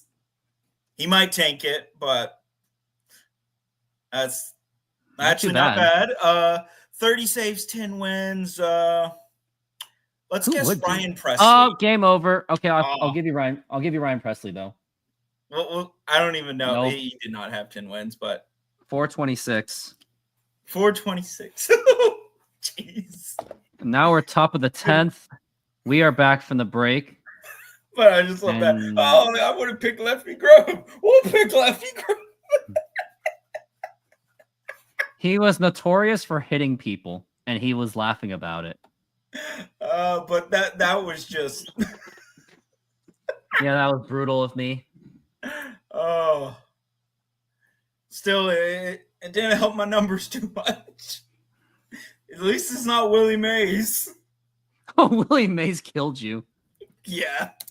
Oh, who do we got here? We got Miles Mastroboni, the maestro.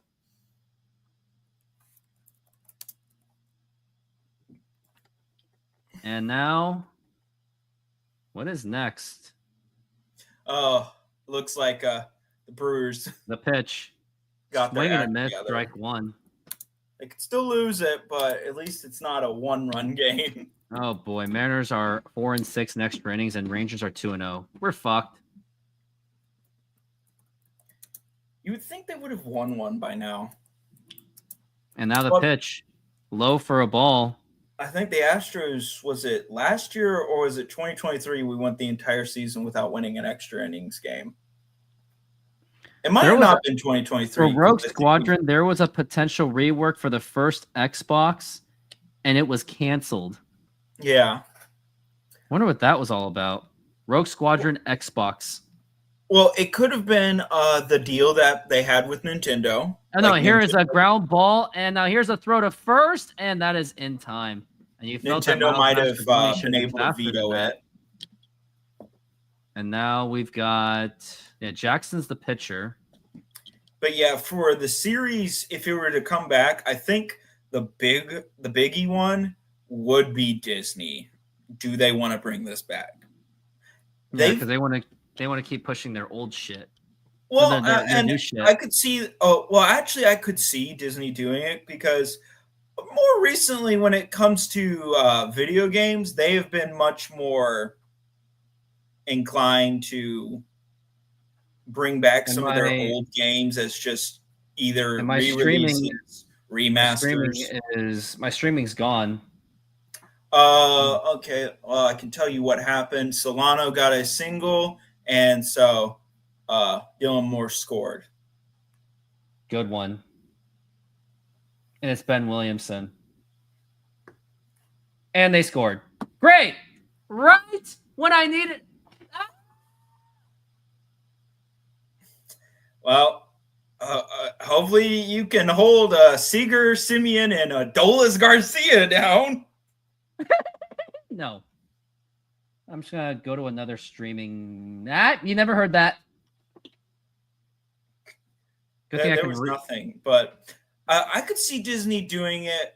Wow, but- I missed a base hit. Now here is JP Crawford, and now here's a ground ball and a throw to second, throw to first, in time double play. And now we'll retire this side. And now it's up to the Mariners to see if they can hold a one-run lead. With a man on second base, that's going to happen. And now I'm going to play the Immaculate Grid game.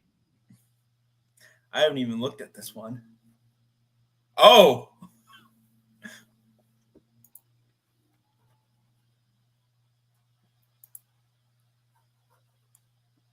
Got that? Dave Valley.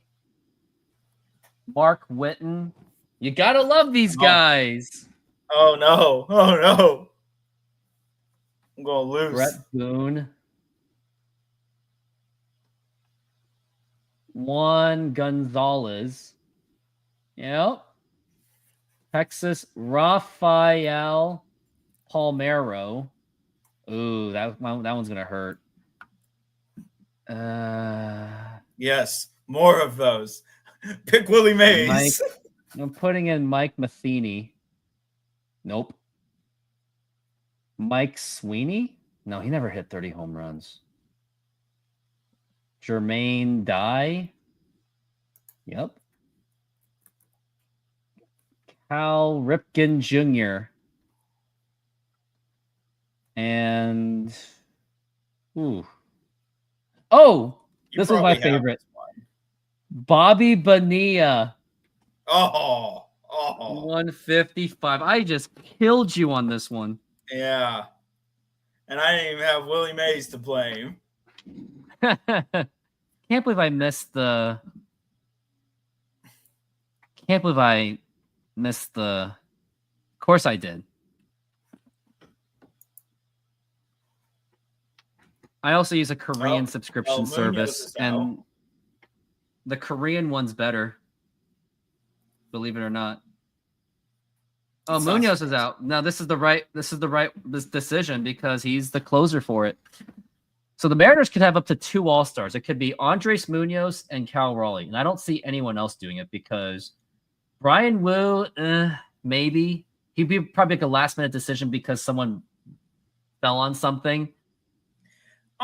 I'm just going to say this, talking about pitchers. I do not get why we, as vote, We should have a say. We should be able to vote for 1 starter and 1 reliever.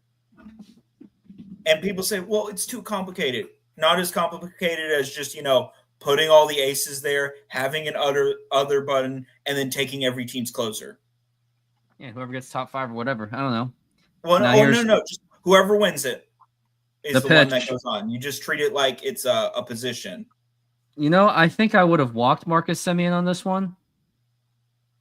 But then, and Well, yeah, then I'll you take. load the I'll take. bases You and- don't, but you don't.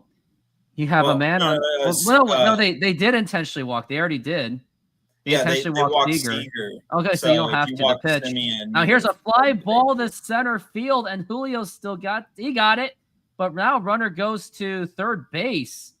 So if but you still Adolis have a places chance this for a double well, it play, ties though. it. Yep. And this is why you didn't want to walk Semien, because then you would have just loaded the bases. Well, I didn't pay attention to that part. Oh boy! And right after this game, I really got to get rolling. Walk everyone. Oh wait, we lost the game. I don't even have a real highlight to put in. Like all the hits at maybe just the one where Jorge Polanco scored in something. That's probably it. And now here is Adolis Garcia. Now the pitch. And now here's a fly ball foul. It looks like it may be that the Mariners may end up having this game tied because of the way Adolis Garcia hits. He'll still hit them hard. Yeah.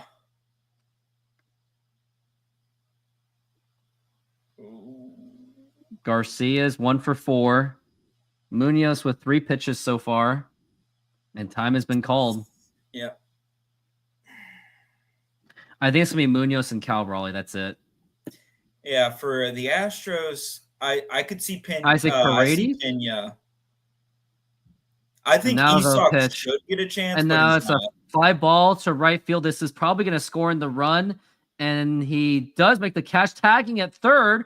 And the throw to the plate. And it is a tie ball game. Yeah. So Pena, I could see him easily getting a call up. And I could see Hunter Brown definitely being the AL starter. Oh, boy. So Adolis Garcia did his job. Now, And this game just keeps on going. you could definitely see Josh Hader also get in just because he's been really good. I'm going to start examining what I can start putting in my car. So I got to get rolling soon. Well, I'm still going to go throughout this game. Now the pitch. And that is a strike. That's to Evan Carter. maybe you can help after this. Do I want to do Immaculate Grid or help me pack? Help me pack. Yeah. I'm gonna get it on my. I'm going to. Yeah, this could be another part of the content. It'd be fun. The great highlight of Willie Mays taking my Immaculate Grid game. Yeah, he really just stole it from me. The pitch, and I think that's a wild pitch. It gets away. Yeah. But I could see like any other Astros other than like outside of Brown, Pena, and Hader. You could see Altuve just because second basemen in the American League have not been overly good, and MLB classifies him still as a second baseman for the season. So I could see him getting called up. Now, will he attend the game? Probably not. Here is the next pitch. And now here's a ground ball foul. But this game could end at any time, at any point anyway. Yeah. Who knows? Maybe Carter just hits like a home run here and that's it. The game's over. It could happen. Instead, I would like an opportunity to just review what I can pack. And now the pitch. And that is outside for a ball. And now it's 3-2. I'm not enjoying this one bit. I know you are, because we're arch rivals. Well, literally, I'm just going to say it. What I want the outcome of the series to be is that you just kind of trade wins. I want to sweep. Well, because I'm all like, now the ideal situation is I want the Mariners to win the series, but I want the Rangers to take one. Because that unlikely at this point with the way this game is going. And man, it's been a pretty quiet night. I have a lot of viewers, but not enough people just engaging. Yeah, not a lot of chatters. Oh, you must have already known what's happened, huh? Nope, it's just Munoz talking. Not with Cal Raleigh. Oh, that's a crazy smart game.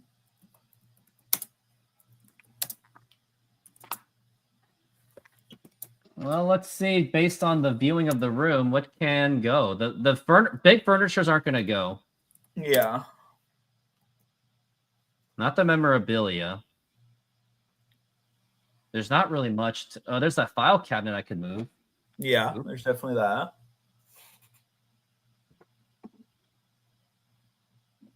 And now here's Josh Young, who is 0 for 4 with a strikeout in his last at bat, but he has 2 career walk-off hits. So anything can happen. The 11th inning will happen. Anything will happen, yes. And now the pitch. Now here's a ground ball, and that is actually going to be fielded by Crawford. Throw to first in time. And now we will go deep into extra innings. And now extra innings. Let's do this. Oh, wait. That score's out of date.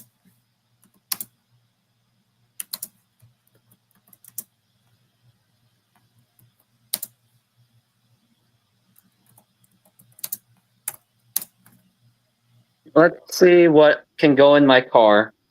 Alexa, turn on the lights. While commercial break is going on. I have an empty box. I can start loading crap. Yeah. These are all where my clothes are.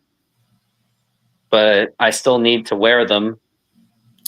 What about your Xbox? Because I've noticed that was still there. No, I'm still using it to reduce stress.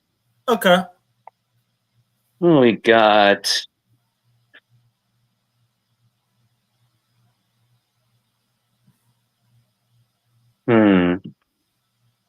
These are all just useless toys. I feel like this could be last stuff. Yeah. This is a donation box. This is tough. There's not really much that would really really get something moving. Yeah, This there's will just not a move lot these left. sleeping bags. And even then, I didn't really need a box for it.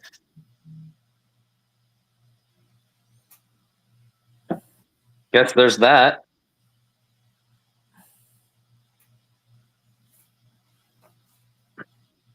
Like, these are all staying for now.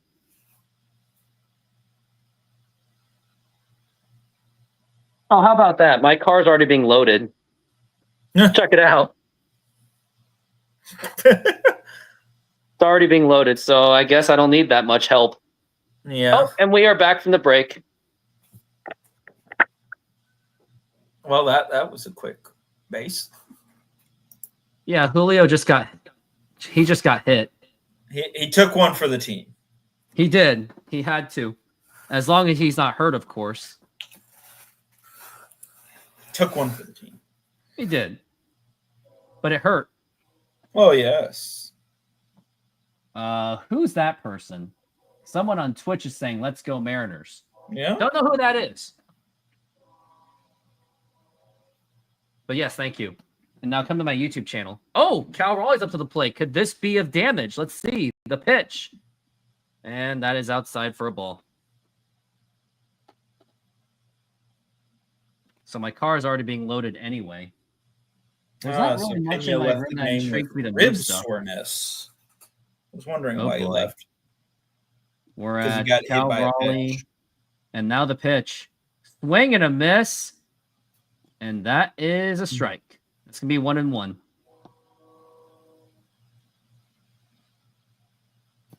Now, the crazy thing is I am still really hungry. I had a McChicken because I had points to spend because they're like, well, you have to spend these points or they're going to expire.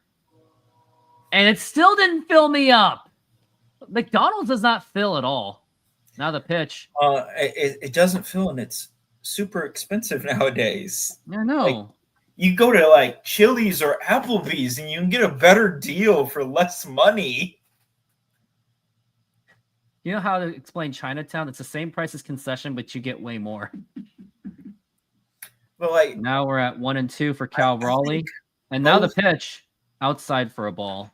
Chili's have like a 3 for like $10. Like it's 3 things for like $10. And that's your drink, that's an appetizer, and that's your main course meal for $10. By the way, are you excited about Kevin Durant?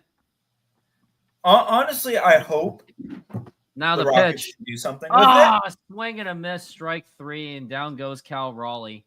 Because if Best we hitter in do baseball something goes down. good, that could help set Houston up for a long time. Sure, we lost the 10th pick, but honestly, I get the move there. Cal Raleigh was really going for it. So my car is going to be loaded. It's just that it won't be any of my stuff that I care to move. Maybe those those sleeping bags don't have to go in that box. It can just go in the car. Well, also with the sleeping bags, if you had any fragile stuff left, you could just Now the use that as pitch. padding. True. And that is outside for a ball. I'm just scanning my room but I can move. Maybe the sound bar that I'm not even using. But it's like, I don't know. It's the stuff that just usually it's the last stuff you move. And now the pitch. And it's like really boring to move them. Like once you get in the house, it's like, oh man, I don't want to move this stuff I don't care about. And then you got to unpack it all. Yay. Yeah, that's what I'm working on. And the only thing I really unpacked yesterday was my GameCube and all my Legos and my DVDs. I have a whole closet for it. The pitch. Swing and a miss, and that is strike 2. My PS2 games, they all sit in my closet because I own a PS2 Slim, and if any owner of a PS2 Slim, like if anyone owns a PS2 Slims, they know why my games are in my closet. Because the PS2 Slim was a poorly made console. Wasn't PS2 known for their not so good hardware too? Well, yeah, it was incredibly weak compared to the competition. Like the Xbox one thing had a that better- really saved it was the fact it was a DVD player. And it had really good games. Yes, the games there, but the thing is that most of the games, like the really good games that it had, other than its exclusives, you could get on the Xbox and they were typically better. Yeah, the graphics too. And the pitch, low for a ball, especially Battlefront on the Xbox. It was mainly much the faster. DVD player. If Microsoft hadn't Microsofted up with the DVD player, because they did, honestly, it would be kind of interesting to see how that would have played out. Because Yeah, he had to use a stupid adapter for the Xbox. yeah, and it was not like it didn't work. You just needed the remote for whatever pitch. reason. Foul ball. Now you could use the controller still, I think. Well, no, you couldn't. You had to use the remote. Really? Which- Yeah, they really coughed it up. Well, because here's an interesting thing. If Microsoft hadn't also Microsoft another thing up, we would probably be using HD DVDs and not Blu-rays. Ah, you 'Cause- know, PS3, they actually got it. And this pitch, low for a ball, and ball 4. Bases loaded for Randy Arozarena with 1 out. What could possibly go wrong? A double play. But because Toshiba, who made HD DVD, approached Microsoft to say, hey, why don't you use this model, like this format? And they're all like, oh yeah, we'll use it. It was an add-on that no one bought. Yeah, Microsoft has really lost its way. Like the Xbox One X, didn't really add on to anything. I haven't even bought a single game off of it yet. And the Series X, oh my gosh. That's what I'm talking about. The Series Yeah. X has been an embarrassment. Well, and the thing is, they're all like, oh, we just want to make it to where, the Xbox brand is everywhere. I'm all like, and we don't believe in exclusives. Well, I'm all like, there's no reason to buy your hardware then. Sure. Their only exclusive is Halo, and Halo has lost its way. And also, Halo, you can go buy on your computer. And now the pitch. It's gonna be a foul ball. Yeah, good thing Microsoft has has a ton of other products to lean on. Well, yeah, if literally it was any other company, the Xbox brand would have died years ago. Oh yeah. Like it would have died after the pitch. Xbox One. Now here's a ground ball, double play ball, throw to second, and the throw to first, and that is in time. I was like, You're a prophet. and You knew Jan it was Wilson gonna wants to happen. review because he's very desperate. But I think he's out. I hate to say it, he's out. And Randy Arozarena doesn't hustle enough.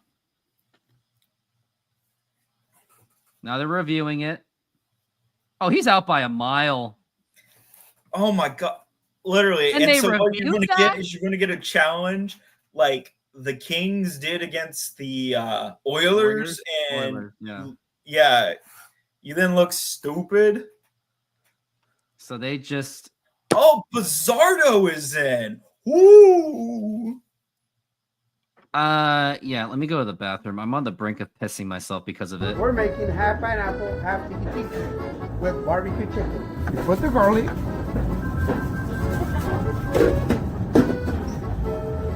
Put the pineapple on the whole pizza. Remember, they want half pineapple, and the one is gonna be tiki tiki. Tiki tiki with pineapple, garlic, feta cheese, artichoke hearts,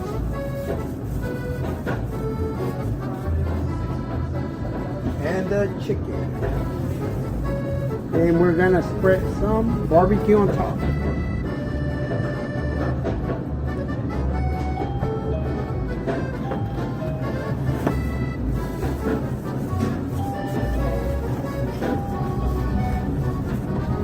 And it's ready. Put it on the oven. Let it run. Hello, baseball fans. I'm excited to announce that we are still offering 50% off pizza and 25% off bowling Monday and Tuesdays. Head on over to Snoqualmie Sahara Pizza. This deal will go through May. I can't believe I just saw. I mean, no, I'm not surprised. They're about to blow a 5-run lead. World Series, because that just seems to be a Mariners thing to do. Remember when the Mariners also cost me $200 because I was about to win that with the Reds? Oh yeah, they yanked those $200 away from you. real badly. And now we got Bizardo, which this game's probably going to be over. I'm already putting up the, where is it?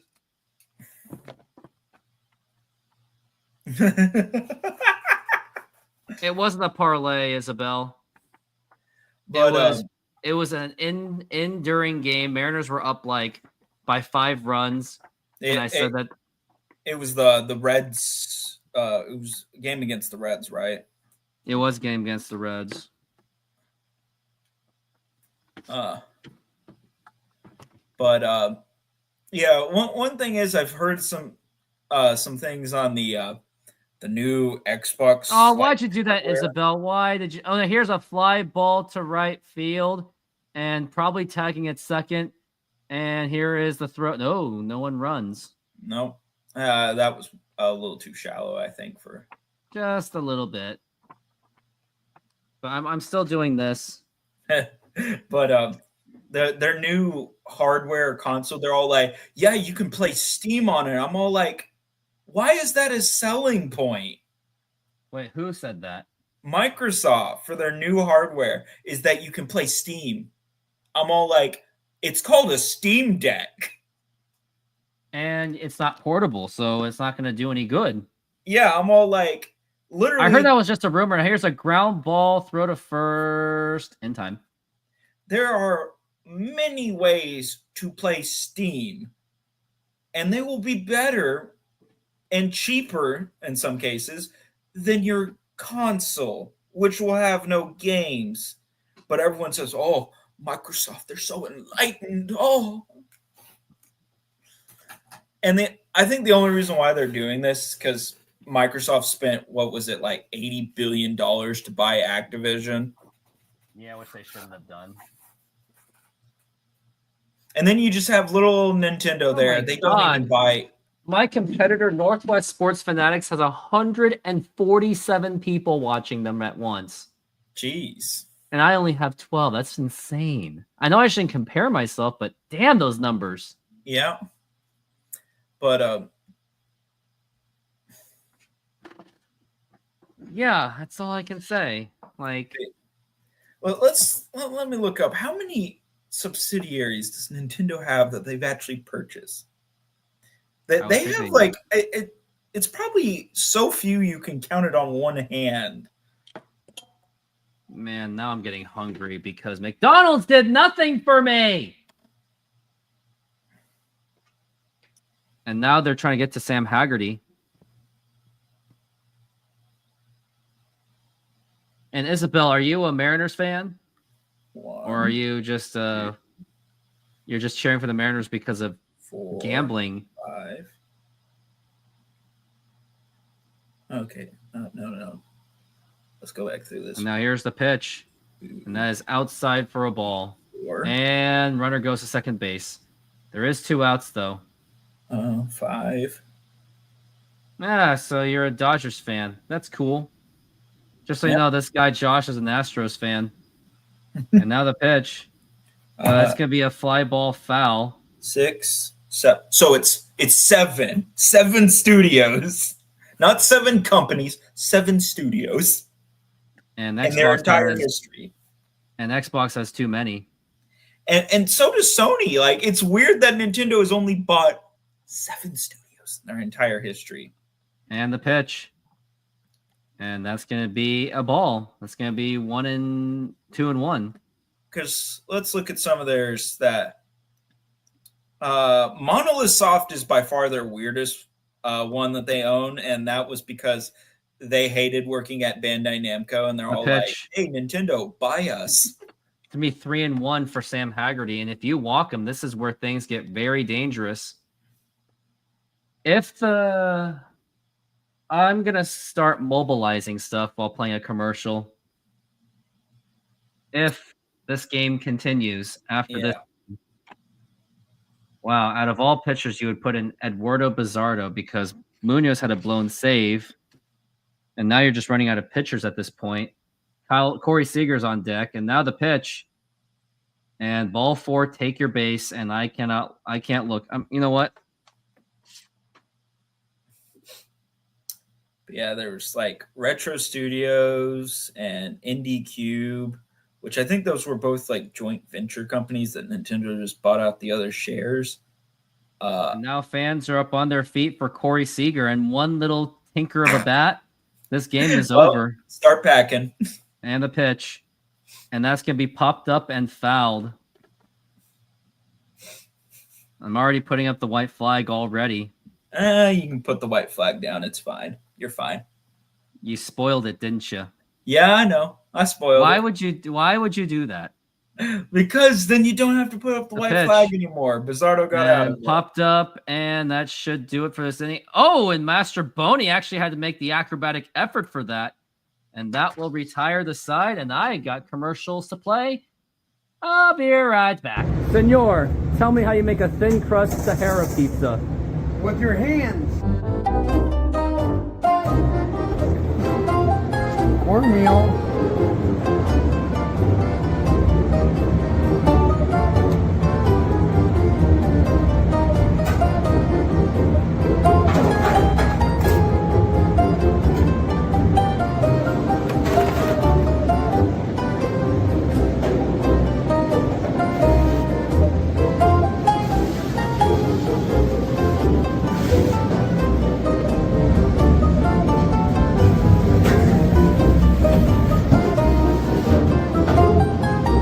Hello, baseball fans. I'm excited to announce that we are still offering 50% off pizza and 25% off bowling Monday and Tuesdays. Head on over to Snoqualmie Sahara Pizza. This deal will go through May. And that's how you make a Sahara pizza. Beautiful thing.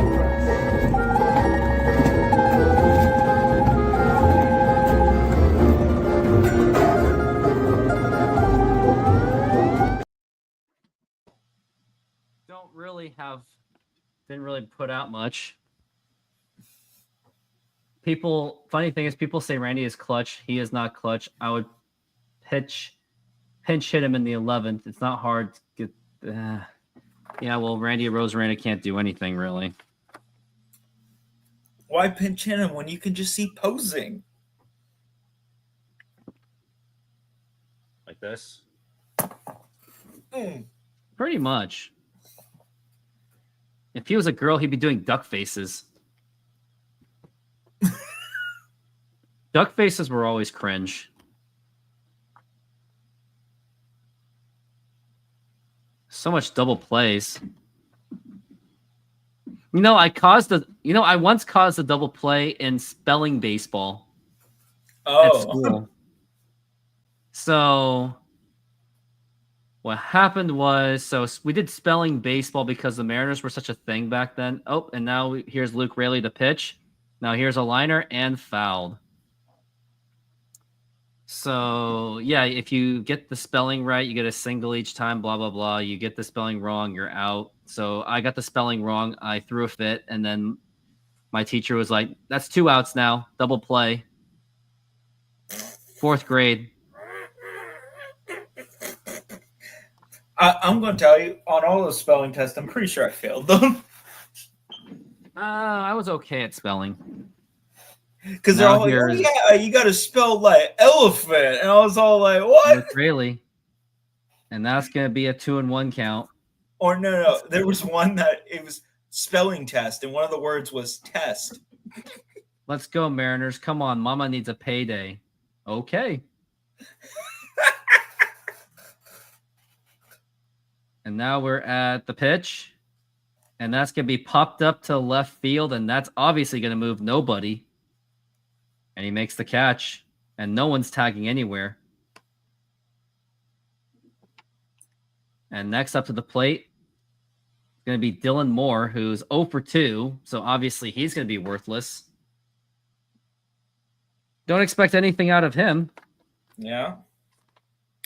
But yeah, then there's like some studios that Nintendo works with that everyone says, oh yeah, they're definitely owned by them, like HAL Laboratories or Intelligent Systems. And no, I don't even think. Now Nintendo here's a fly ball to right field, and still not deep enough for it. And what I always find funny about some of those is literally their headquarters for those studios are at Nintendo's headquarters. You're just all like, why? Here's Miles Mastroboni. And you know what? It's not even worth it. I'm just gonna do it again. Hey, you've been setting it up that you might win. Who knows? It doesn't look good at all. Yeah. Oh wow, Wow, the Angels and Nationals have been just trading punches. That McChicken did nothing for me. It might as well eat a salad at that point. The pitch, and that's going to be in there for a strike. I'm already putting up the white flag. Yeah, you know what they really should just do? Just forego the DH and just start putting pitchers out there. Let's do that. Yeah. Might get some pitching magic. The pitch. And that is going to be a strike. At least National League should bring it back. Like, I get the reason why they got rid of it, but there was something funny about it. Anaheim's now winning. Great. Exactly what we need. And the pitch. Now here's a liner to left field, and that is going to be a base hit, and that's going to score in the run. And the throw to the plate, and it is not in time. And Randy Arozarena gets around the tag, and the Mariners now take the lead. And I would imagine, they are going to challenge this immediately. As Miles Mastroboni did initially score on Randy Arozarena, but I really thought he was out myself. And they're going to make that review and see if that is going to be safe or out. Why not? What do you have to lose? If you win, the inning's over and they don't score a run. Oh, he missed the tag. I think he did miss the tag. Wow. So Randy didn't tag the plate? No, the catcher missed the tag. Oh, okay. Because how you said that, I was all like, oh my God, did the Mariners pull another where they missed the plate? Because they've done that already. He barely missed it, but Randy may have also missed the plate himself. They're. I think. Well, no, it hasn't changed here. They've just put it in yet, but currently, right now, he got it. I think he got it. The catcher slightly missed the tag, and that's what the umpire saw. Miami scored another run.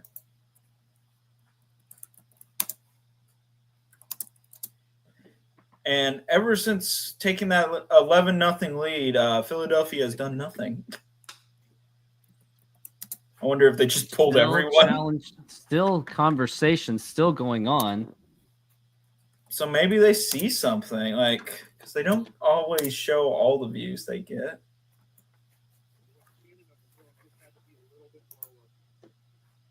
Who knows? Maybe you forgot to touch third base or something like that. Call on the field was upheld. I'm still behind. Can't tell you if it was confirmed or stands, but they do say it was upheld.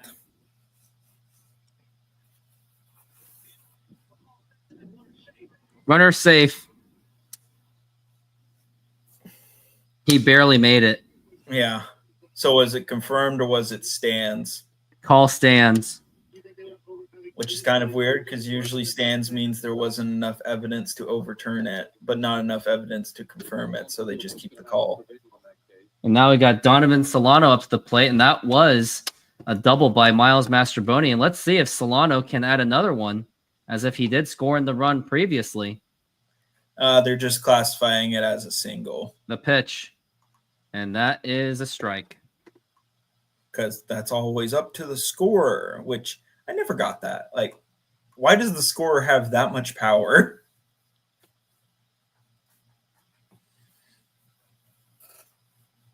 Now we're at 1-2. I'm sorry, 0-1 for Solano, the pitch. And that's going to be a foul ball. And I'm really getting hungry. Man, McDonald's, the thing about McDonald's, it just makes you more hungry. Just next time, just go to one of those like restaurants like Chili's. I or had a free coupon. You know, that's how they get you. They give The you those pitch. free coupons, and they want you, to have more. Uh-huh. That's what Well, they there do. was like one. It was Domino's, and it was like. And the 1-2 pitch. Now here's a ground ball, and that's gonna be a diving stop, throw to first, and in time. It was like And- a coupon on a deal for like a medium pizza, but it had to be a delivery, so you could not, carry it out. And the delivery had to be like $20. So at first I was like, oh, I'm not going to do that. I'll just do it later when, I literally, I don't just live right next to a Domino's that I can just go and walk and pick it up. And so then I tried to do it again, and every Domino's could not do delivery for whatever reason. Trying to figure out what else I can move. So I could not redeem the coupon whatsoever. And so I just went to Little Caesars instead and got pizza there. Of course you did. Well, because I'm I'm gonna just move I'm sick and tired of Domino's. Dude, don't go to Domino's, man. Stop it. Well, the only reason why I go to Domino's is because they're close and I have the rewards program, so I occasionally get free pizzas. Well, that's how they get you. Why don't you just go to some small? Isn't there like a small town pizza place nearby? Yeah, not really. Yeah. I have a go-to pizza. It's called Sahara Pizza. It's really good. Well, yeah, I've seen all these advertisements for it. Yeah. And the same owner has that Mexican food truck. Seems like an interesting combination: pizza and Mexican food. Speak of. Oh, here's a chicken commercial. Try our hand-breaded chicken tenders, perfectly seasoned and served with a choice of sides, golden fries, fluffy biscuits, homemade mashed potatoes, creamy mac and cheese, fresh side salad, fresh coleslaw, plus enjoy a dipping sauce on the side. Come in and treat yourself to the best comfort food around. Visit us today and satisfy your cravings. Now sizzling at Apollo Mediterranean Greek Food, come enjoy our flat-top grilled Greek chicken and beef, Slovaki tender, juicy and bursting with Mediterranean flavor, served with savory yellow rice, fresh daily cut veggies for our crisp salads, homemade hummus, plus warm pita, and our signature tzatziki. Yeah, we're back from the break. Those look And Eduardo Bizzardo, great. We're screwed. Now the pitch. Not necessarily. You got. Here's a ground ball right to Bizzardo. Checks the runner and looks like he's got him on a rundown. Very clever play. And looks like it's only a matter of time to get him out, but you still get a runner out at second base. So, no, runner's still going to be at second base. So that pretty much just offsets. Yeah, you just basically got them to pop up or something like that. Yeah. But it was a good idea by Bizzardo. So at least you prevent someone from moving. So I'll give him that. Yeah. Look at that athletic. Yeah, Bizzardo's pretty fast.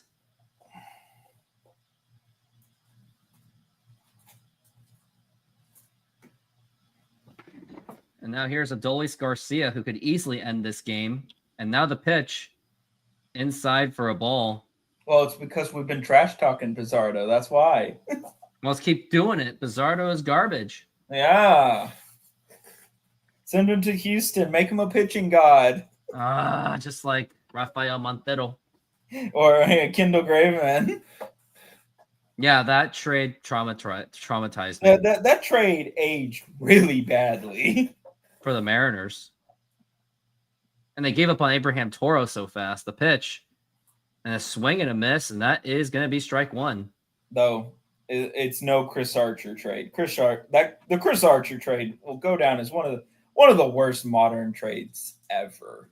I'm trying to think the best trade the Mariners made. I think it's the Ty France trade. The pitch.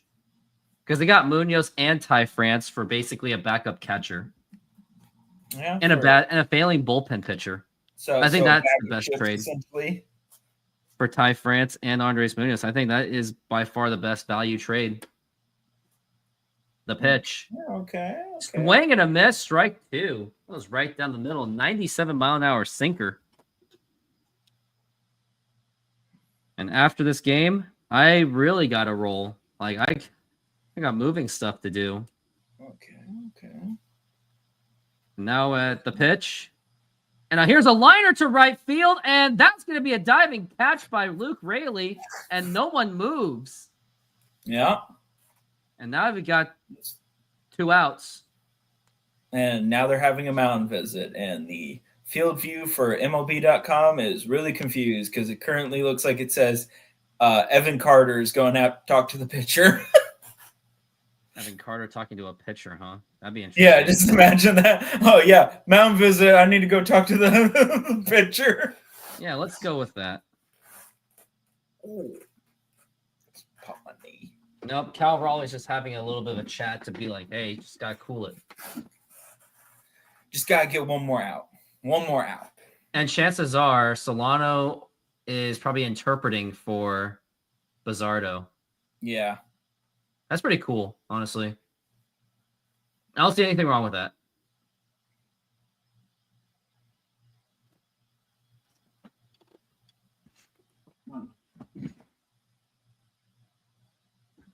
Man, I gotta roll. I hate saying it, but I just gotta go. Gotta go. Let's end this, Mariners.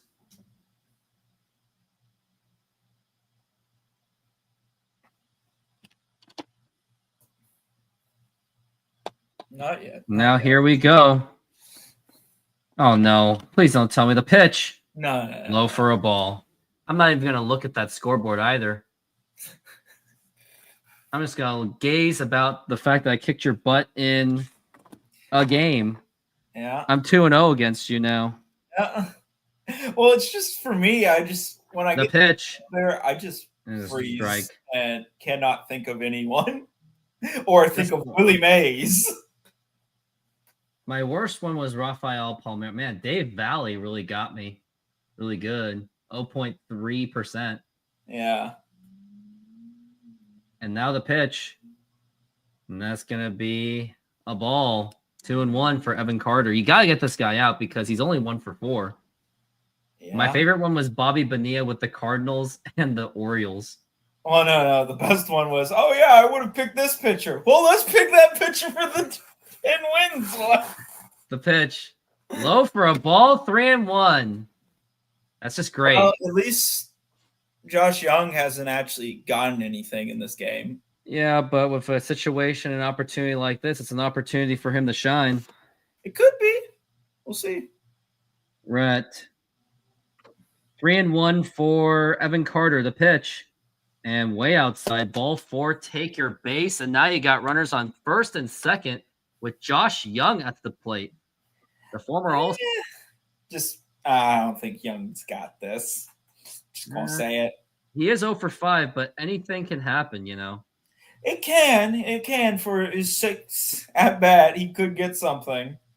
Josh Young has been heavily injured. Last year he was injured. This year he's just underperforming. Probably injured, but doesn't want to admit it. Exactly. We'll see. He is 0 for 5. Now the pitch. Now here's fouled back, and that could have gone anywhere. And that is strike 1. When Houston Rockets play, and if there's a game I really want to do, I'll totally have you on the show. That'd be fun.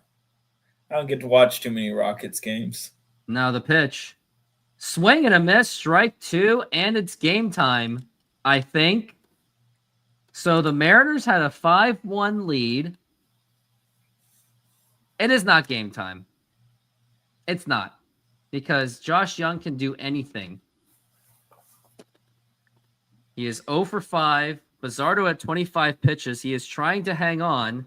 So the Mariners can take game 1 of this 3-game series against the Texas Rangers. He shakes him off. He's got what he wants. And we will try this again. And now the pitch. And a swing and a miss. Strike 3, and the ball game is over. The Mariners take game 1 of this 3-game series off of heroics by, I don't even know anymore. Anyways, I know I don't want to abruptly end the show, but I have to abruptly end the show because I got crap to do. Zardes, All right. Thank you, Josh. Thanks once again. And everyone, have a good night. Go Mariners. Go Astros.